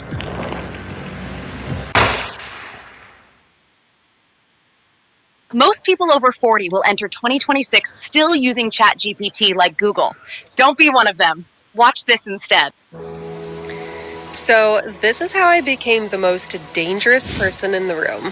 One habit changed everything. I replaced social media with micro-learning. Now, instead of wasting time on social media, I spend 15 minutes a day actually learning how to use AI for writing, planning, brainstorming, the real work.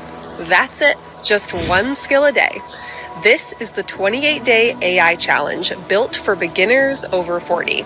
Starts tomorrow. Tap the screen to join us and try the one habit that really makes you unstoppable.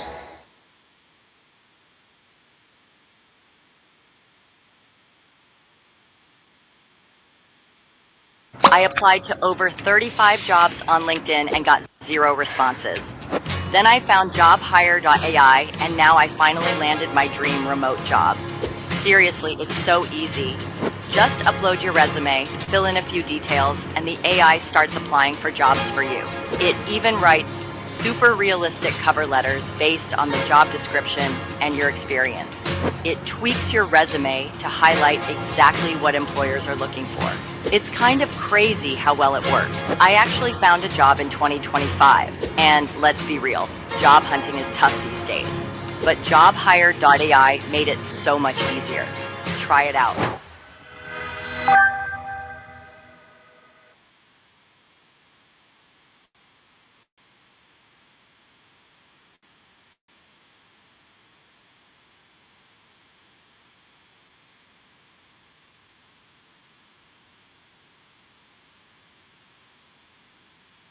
Flagler County deputies in Florida were notified of a stolen vehicle after a license plate reader alerted on Columbus Day. Confirming the signal 10 vehicle is not the white pickup truck. The signal 10 jacked hit comes back to a white Ford Econo line van. That looks like it's a Ford pickup. I've got eyes on the vehicle. It's going to be coming up to Bulldog and 100 right now. If you could just confirm that 1028, just so we can confirm that this is actually signal 10. I believe 223 224 in front of me. They're right behind the vehicle. This officer confirms the plate to dispatch, which comes back to a van. The suspects likely swapped the plate to avoid detection, but it appears this plate may be stolen too. 1033 for Charlie 111. For flight or lunch firefly, please. Letting you let him up. There's 3 of us behind you. Stand by and letting it up, please. Try to wait for Firefly to get up. Turning right on Bulldog. Dispatch has been... You're right on Bulldog. Golf 24 Flagler, 6 authorized. Yes. Listen. Match the hit.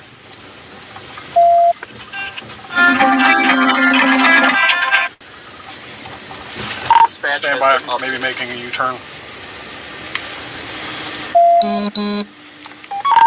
Turning into FPC. Copy, turning into FPC. If somebody could get to the front entrance to FPC. 24, I'm heading there now. Flagler, if you can notify the SRDs there too, if they don't already know. 10-4, there's no school. Is there SRDs actually on scene there? They're passing first entrance. Dispatch has been updated. No school today, only staff. Medium priority alert. Alright, I'm trying to let over this police this authorized. Medium priority alert. 1050. Copy. Dispatch has been updated. Vehicle's not stopping, heading toward the front entrance. Copy, vehicle not stopping, heading towards the front entrance. Dispatch has been updated. It's running over the medians. Copy, running over median.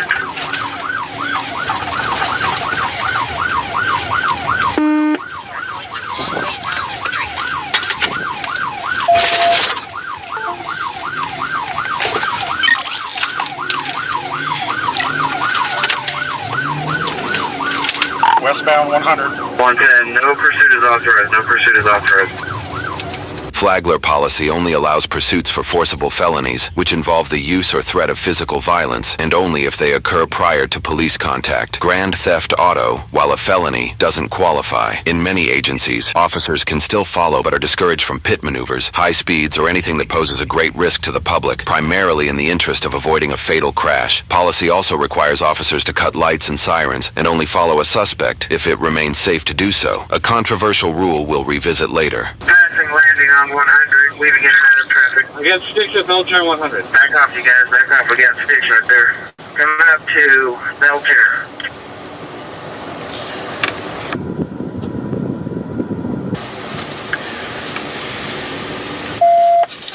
Six missed. Copy, 6 missed. Passing Belcher. Passing Belcher.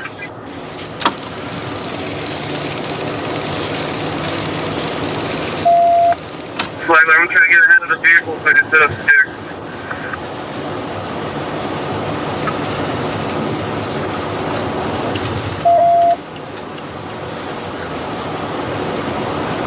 Passing Briarwood Path, still westbound on 100. Copy, passing Briarwood, westbound on 100.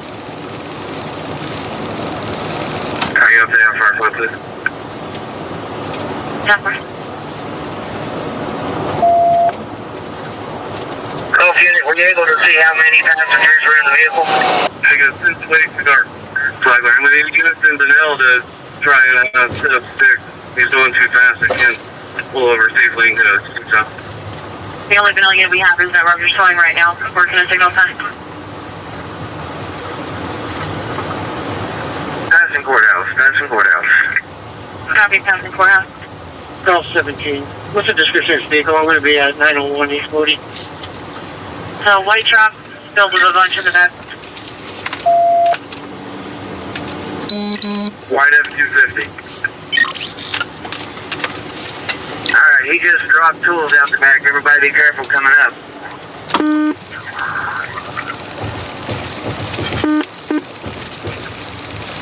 Whiskey, my driver.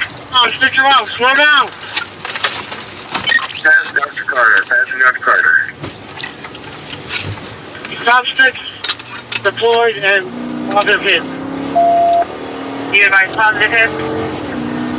Coming up on North Chapel, coming up on 100, coming up on 100. Correction, coming up on US 1 at 100. Copy. We're westbound on 11. Copy, westbound 11. 312 got 6 at State Road 11 at Middle Hall. Close to, look one. Just past Main Street. He's throwing stuff out of the truck.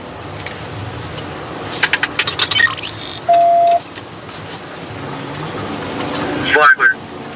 I'll maintain communication behind the vehicle. No lights, no sirens. He's throwing tools out of the vehicle to try and hit our vehicle. Copy, Notify Volusia. I need an update on Firefly, please. 10-4, we gave them all the information. We're just waiting on the list. What location would you like us?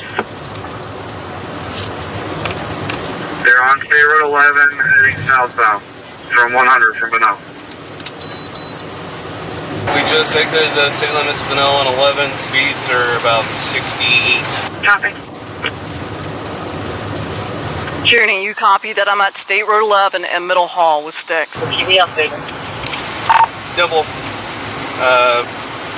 Looks like we're going to be coming up there. He's in the left lane.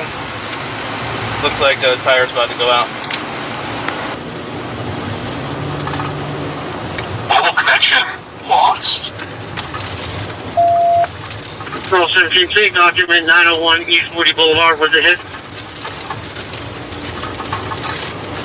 Designated.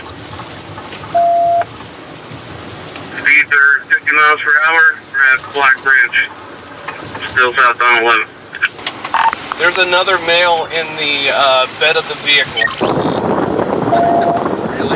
Copy, another male in the vehicle. Firefly, can you let me know when you get on scene, please? Copy, we're passing Belpaire 100. Three of the four tires are going flat. Be coming up on County Road 140 next. County Road 140. Bell 24, are you still the only unit that's behind this vehicle directly? Negative. We got a guy that's in the back seat, or excuse me, in the back of the truck now, purposely throwing tools out at the marked patrol car at 111.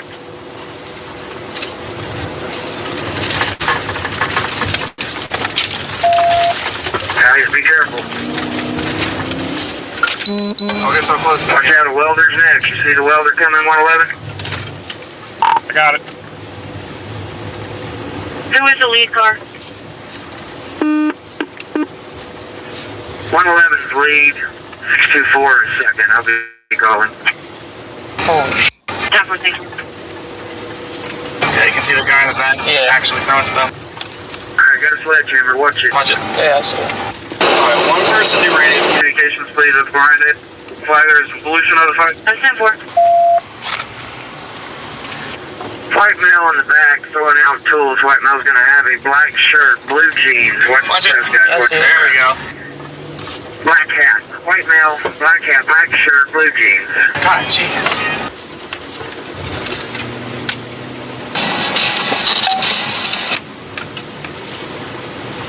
Oh, that's gonna be huge.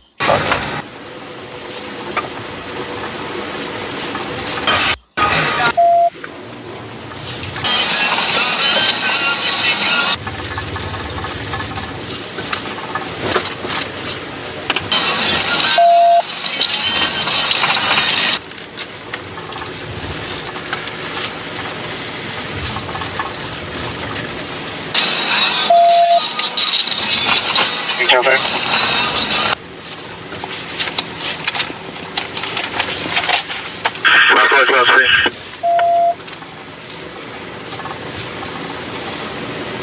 Copy.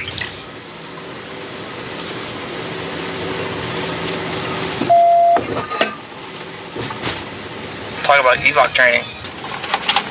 Get ready for a stick. He's on 011. They're probably like 30 miles per hour, maybe 35. Three of the four tires are shredded. Alright, which tire is still a good one? Passenger rear.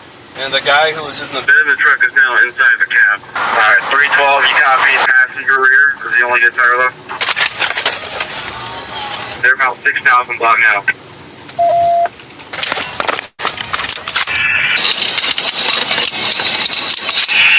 Firefly to command.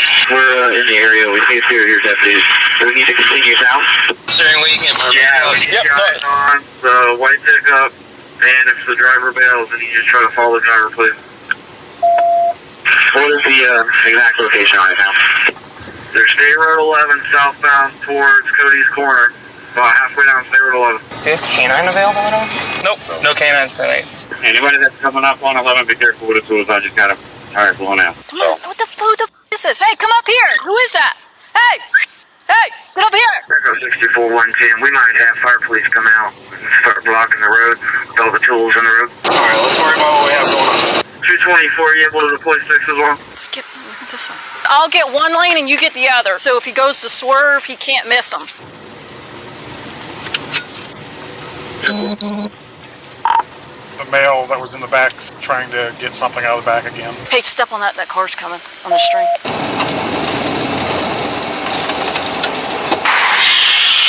Ooh, that sounds horrible.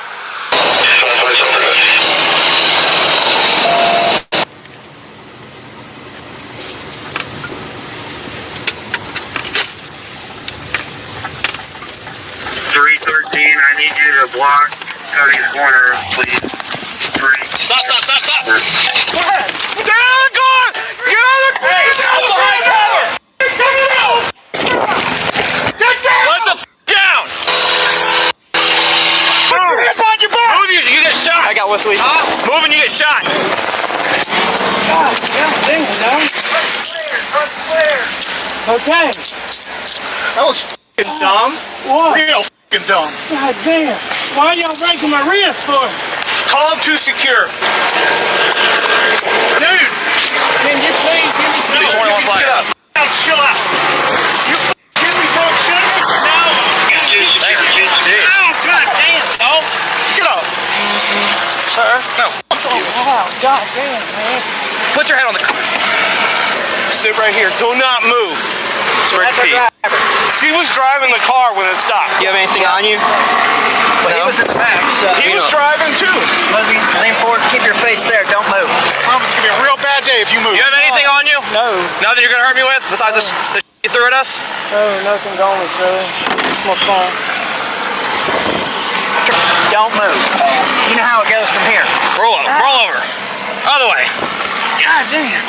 What's your name? Okay, good. We'll play this game. Tighten her up. We got 2 secure. We can clear the channel and the truck is secure as well. He stopped? They called him secure? Stopped and got him secure. Occupied 2 times. Well, what the heck? Make sure she's tight. Right. Females can get out of those real easy. Then do your doubles. Nobody is outstanding. We have everybody. Affirmative. Alright, he's good. Females are real good about slipping out. Don't even give a finger. Make sure you don't even have a finger. Yep. Nope. Just move. I don't care. You gotta know what's coming, ma'am. You can't do that. And then you're gonna throw tools? You know how that's gonna go. 1033 is clear. One thing you still want firefly? Clear, thank you. Sit down. I don't care. Sit down. Get in. Lost your mind. Your car. Right here. Boys. Oh, sweet Ma'am, number here. against the car, please. Thank you. She's been fluffy. I was dodging stuff left and right, bro. How's that? Got anything else on you we need to know about? This is your last chance. She's not identifying yourself. Why was he chugging water before he did that? You want me to Mirandize? Well, search real quick. Okay. Here, step out real quick. What's your name, ma'am? Tammy. You have anything on you that's gonna poke me, stick me, hurt me, stab me?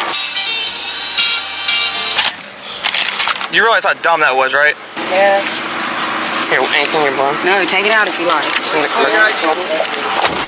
Was he searched too? Yes. Can you just check that tent, make sure there's nothing else in there? There's another tag in the car, too. I'm Deputy Wilkinson, all right? I'm gonna read you your rights, okay? You have the right to remain silent. Do you understand these rights? Yes. With these rights in mind, are you willing to talk to me? No. Okay. This is Deputy Wilkinson, okay? You want to step out for me so we can talk? Are you okay? Do you need medical attention? You can turn this way, bro. Yes, in 1 second. Look at me. We're just gonna have to handle some business first, and I will loosen it up, okay?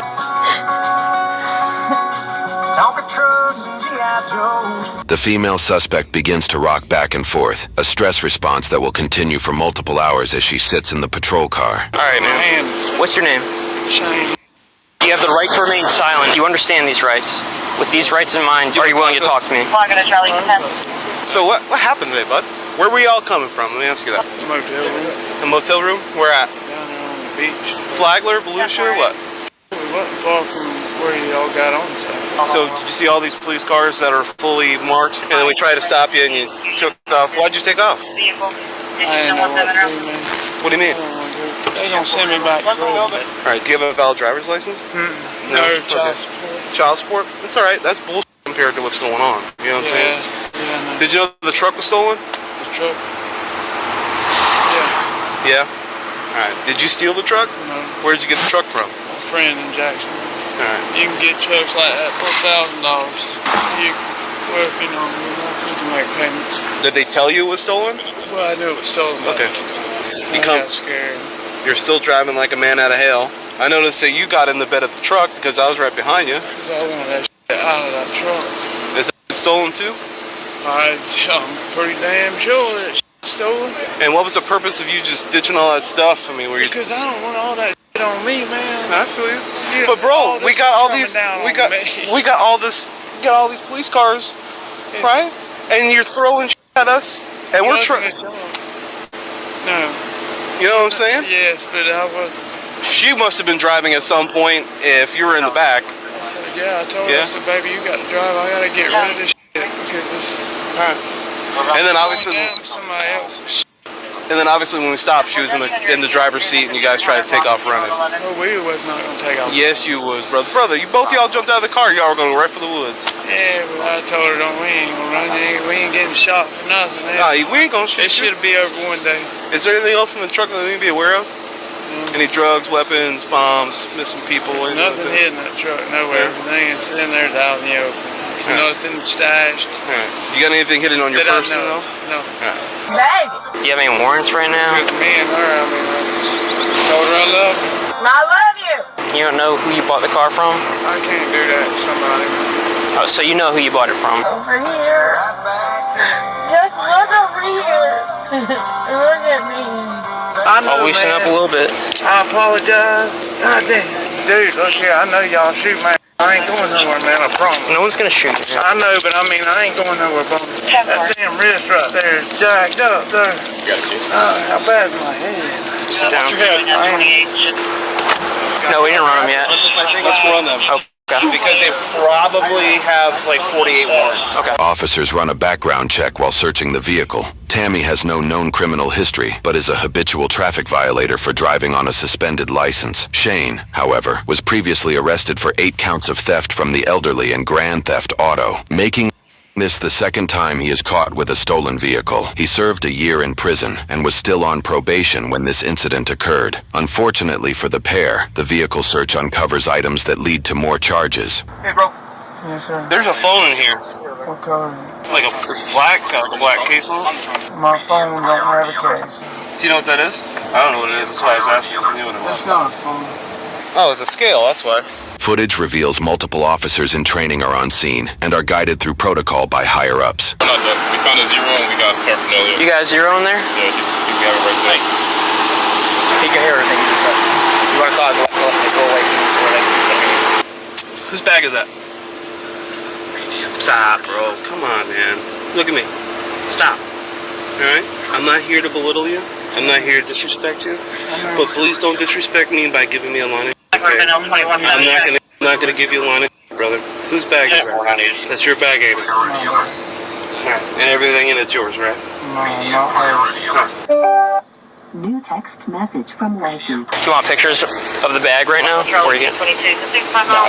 So this is drug paraphernalia. It's scale. Okay.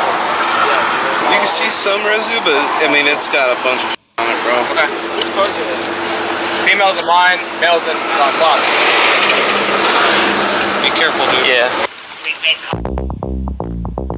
Hello, I'm Deputy Dabrand. The reason I'm here is to conduct a search of your person. 1065, a single zero serial number for stolen status. 25 auto. Do you know who it comes back to? Yeah. Alright, so real quick, in the state of Florida, we don't register firearms, so like we won't have like a who's you come back to kind of thing. Oh, okay. A lot different than Connecticut, huh? Yeah. Alright, man. Whose box is this? What's the passcode to the box? 007. What am I going to find when I open this up? I don't think nothing. Well, I hear something in here already. Alright, kick those feet back in. Damn it. Mother. Yeah. There's a white powder substance in here. So you're right where the tip of the straw is on the side? Right. What's right next to it? What does it look like? A little crystalline substance.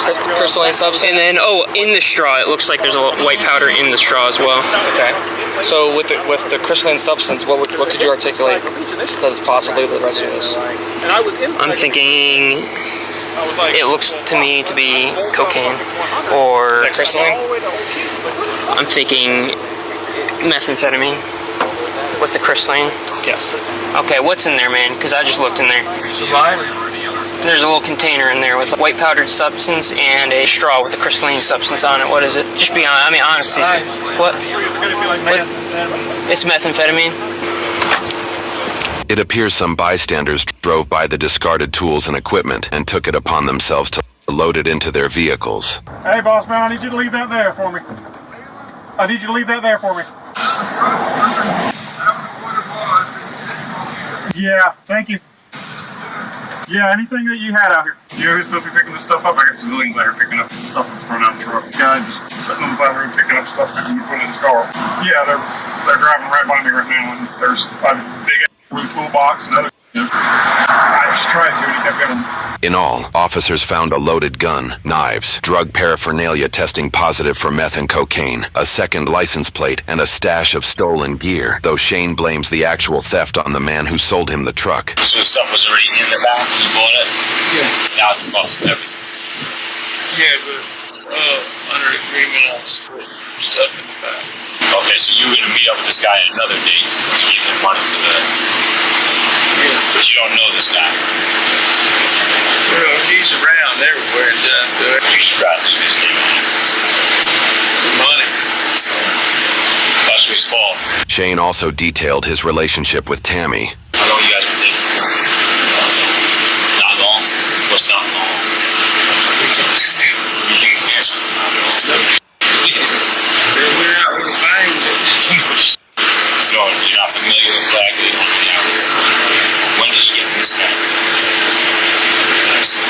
Last night. Flagler deputies caught Shane less than 24 hours after he entered the county, an example of their efficiency, but not without controversy. The pursuit was unauthorized, and officers sped it over twice the limit without lights or sirens, frustrating some civilians. In their own footage release, FCSO edited out radio traffic about the unauthorized chase. 110, no pursuit is authorized, no pursuit is authorized. Conservative statistics cite that police pursuit fatalities happen almost daily in the U.S. and often involve bystanders. The San Francisco Chronicle provides some of the best resources regarding these statistics with an interactive website that details some of the most dangerous states for police pursuit fatalities from 2017 to 2022. Georgia and Alabama takes the top two spots with over 20 deaths per 1 million people, accounting for 10% of pursuit deaths in the whole nation. Florida, where this video takes place, falls into 34th. Most pursuits in the U.S., regardless of the outcome, are subject to review by the agency, and officers can receive coachings or discipline if found violating policy. Looking at the 2017 Flagler Vehicle Apprehension Policy, this certainly seems to be the case, but this information is not publicly accessible. It is worth noting, however, that stolen vehicles of this nature tend to be used in more serious crimes. Had officers not continued to apprehend, there would be plenty of critics upset with law enforcement if the suspects committed a more serious crime after getting away. This time, the risk paid off. Sheriff Rick Staley called it one of the most bizarre chases of his career, ending, as he put it, at the Green Roof Inn, his nickname for the county jail that he often refers to in a segment he calls Fugitive Friday Bingo. Merry Christmas, dirtbags! The Grinch has joined me today, and it's time for Fugitive Friday Bingo Super Bowl edition. Fugitive Bingo. Fugitive Bingo. Special edition of Fugitive Friday Bingo. New Year's weekend edition. Tammy faced 1 count of fleeing law enforcement at high speed with wanton disregard, 5 counts of principal to fire weapon or missile into a vehicle, 1 count of driving on a suspended license with a habitual modifier, 5 counts of aggravated assault on a law enforcement officer, 1 count of petty theft, 1 count of grand theft auto, 1 count of reckless driving, and 1 count of attached vehicle tag not assigned. Her bond was set to $152,000. For all 16 charges, she faces a potential 35 years years in prison. After initially pleading not guilty, she later pled nolo contendere, meaning she doesn't admit guilt, but agreed to be charged as if she were guilty. This was likely due to a plea deal. She was adjudicated guilty for 3 of her 16 charges and was sentenced 1 year and 3 months in prison, followed by 3 years of probation. She received 122 days of jail credit and must pay a fine of over $800. She has since been released, and records show she has completed her probation. Shane faced 1 count of fleeing law enforcement with lights and sirens active, 5 counts of throwing deadly missiles, 5 counts of aggravated assault on a law enforcement officer, 2 counts of possession of a firearm or dangerous weapon as a convicted felon, 1 count of possession of drug paraphernalia, 1 count of driving on a suspended license, 1 count of grand theft auto, 1 count of petty theft, and 2 counts of reckless driving. His bail was set to $278,000. However, while awaiting trial, Shane started a fight with his cellmate over alleged stolen commissary, leaving the other inmate bloodied before officers ended the fight by tasering both of them. Shane was charged with battery on a detainee, and his bail was revoked. For all 20 charges, he faces 62 years in prison. Like Tammy, after initially pleading not guilty, he later pled nolo contendere, likely due to a plea deal. He was adjudicated guilty for 8 of his 20 charges and was sentenced to 8 years with fines totaling over $1,000. He was given 184 days of jail credit with no probation listed. In Florida, inmates typically serve 85% of their sentence with good behavior. In Shane's case, this would be a 6-year and 10-month sentence, making his release date around April 2028. If he serves the full sentence, he will be released June 2030.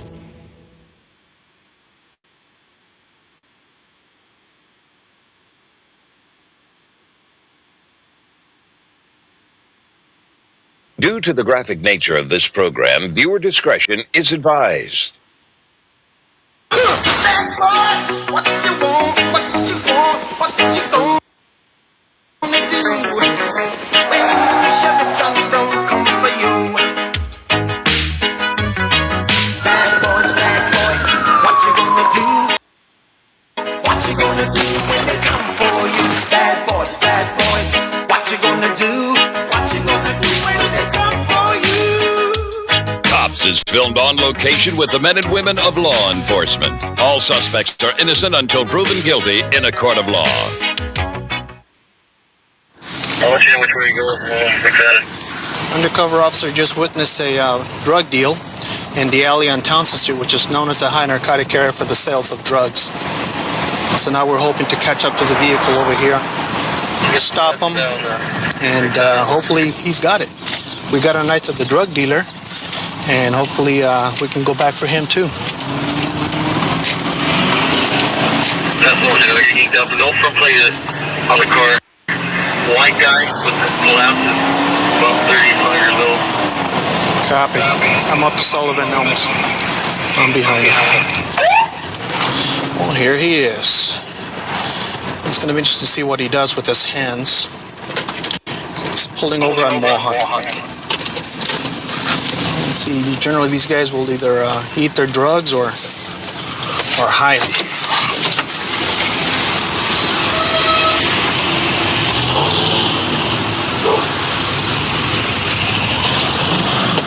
How you doing, sir? Good. Can you turn off your car, please? Can I see your license? Where are you coming from? Just down the street. Down the street? Where down the street? Over by that park. By the park? Yeah. You mean with the guy in the bicycle over there, the one that you just bought drugs from? The guy in the alley? About it, yeah, I thought about it. Well, I know you did. I'm going to be honest with you, okay? We're watching the area. We have undercover officers. Okay? And why do you think we're here? Okay.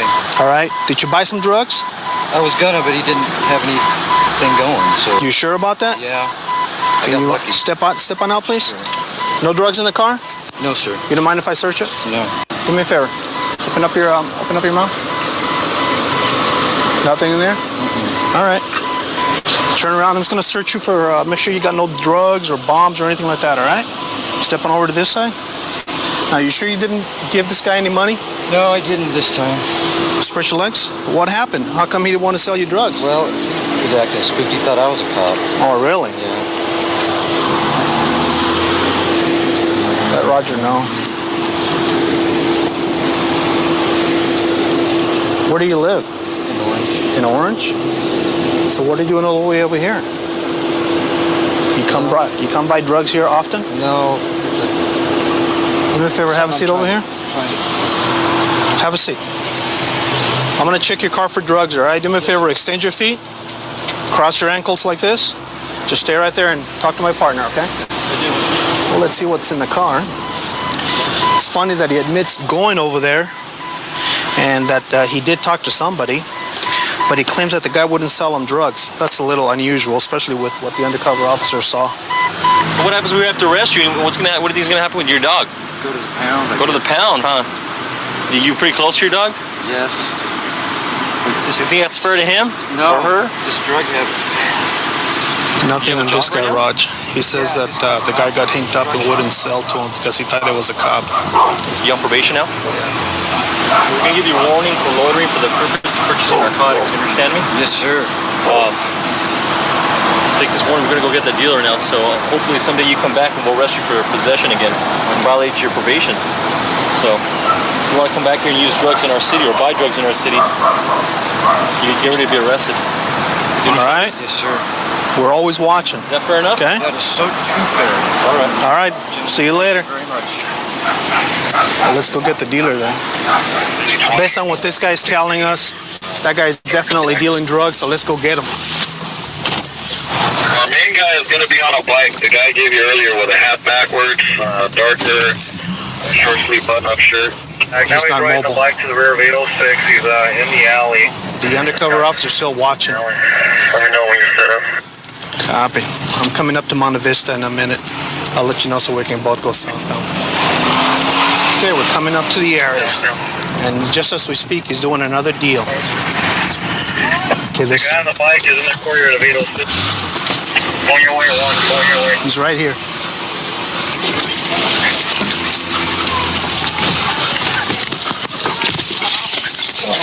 Get your hands on the floor. Put your hands behind your back. No, no. Pon las manos atrás. Ok, pues, Fernando. La otra. La otra. No pelees, no pelees.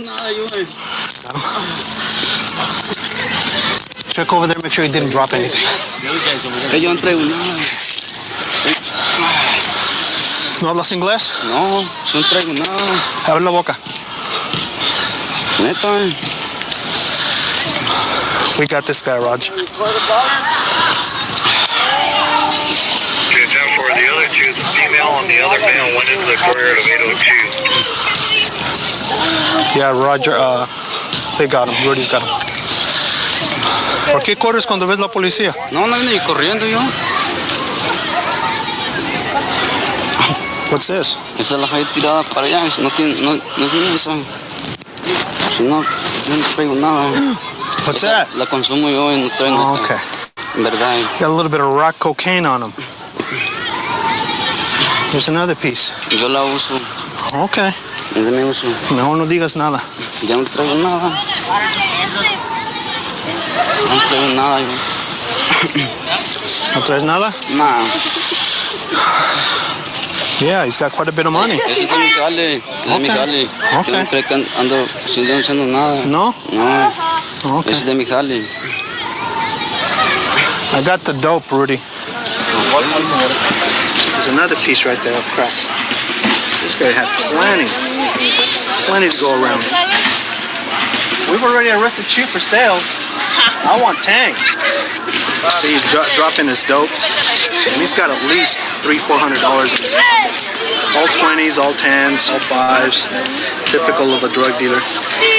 Sergio wants to hook up with that thing. He had a stash somewhere in the car park in the alley. He'd retrieve his dope, make drug deals. So this guy, he's good for sales. That was pretty easy. 83, can you go forward to 3/4? Okay, we just received a call, reference trouble refusing to leave at a local motel here, and we are about a block away now. Another officer is about 2 blocks away also, so we should get there at about the same time. Right, here we are. Looks like the other car beat us here.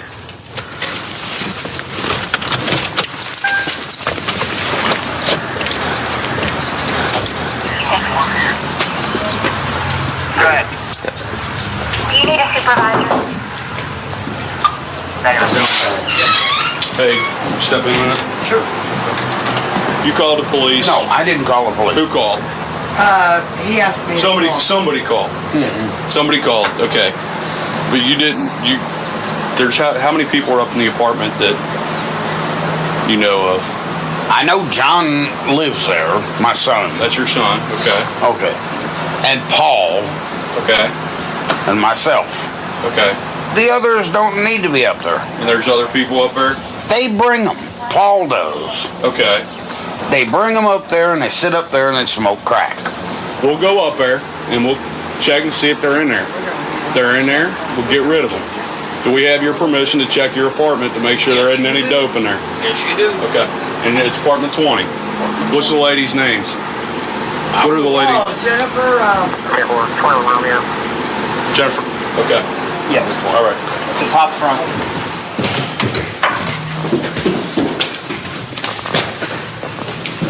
I think it's gonna be over here, Kirsten. Oh yeah, I smell it. It's weed.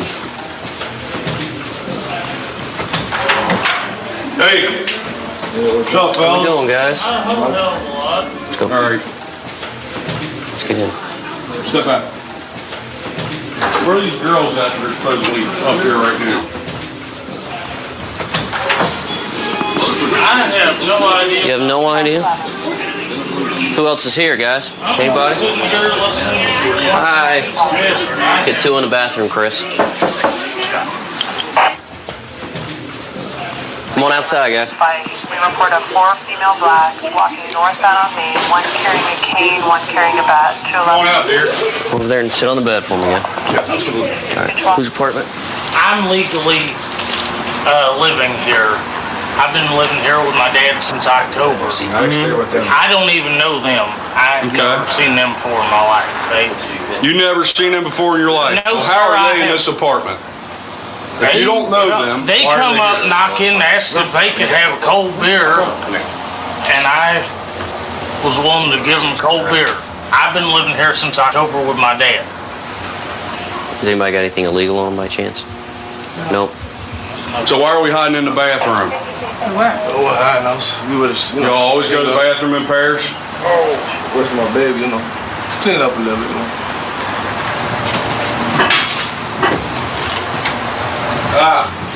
No, but the crack pipes are in there.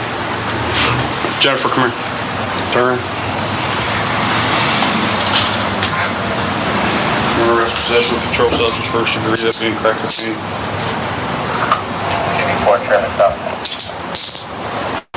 Somebody smokes crack in here, don't they?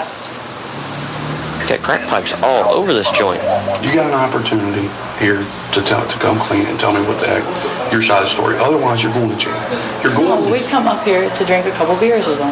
Okay. He had to go to the bathroom. He wanted to talk to me a second. I went in there with him. Okay. He wasn't washing his hands when I was sitting on the toilet. And I lit a cigarette. Okay.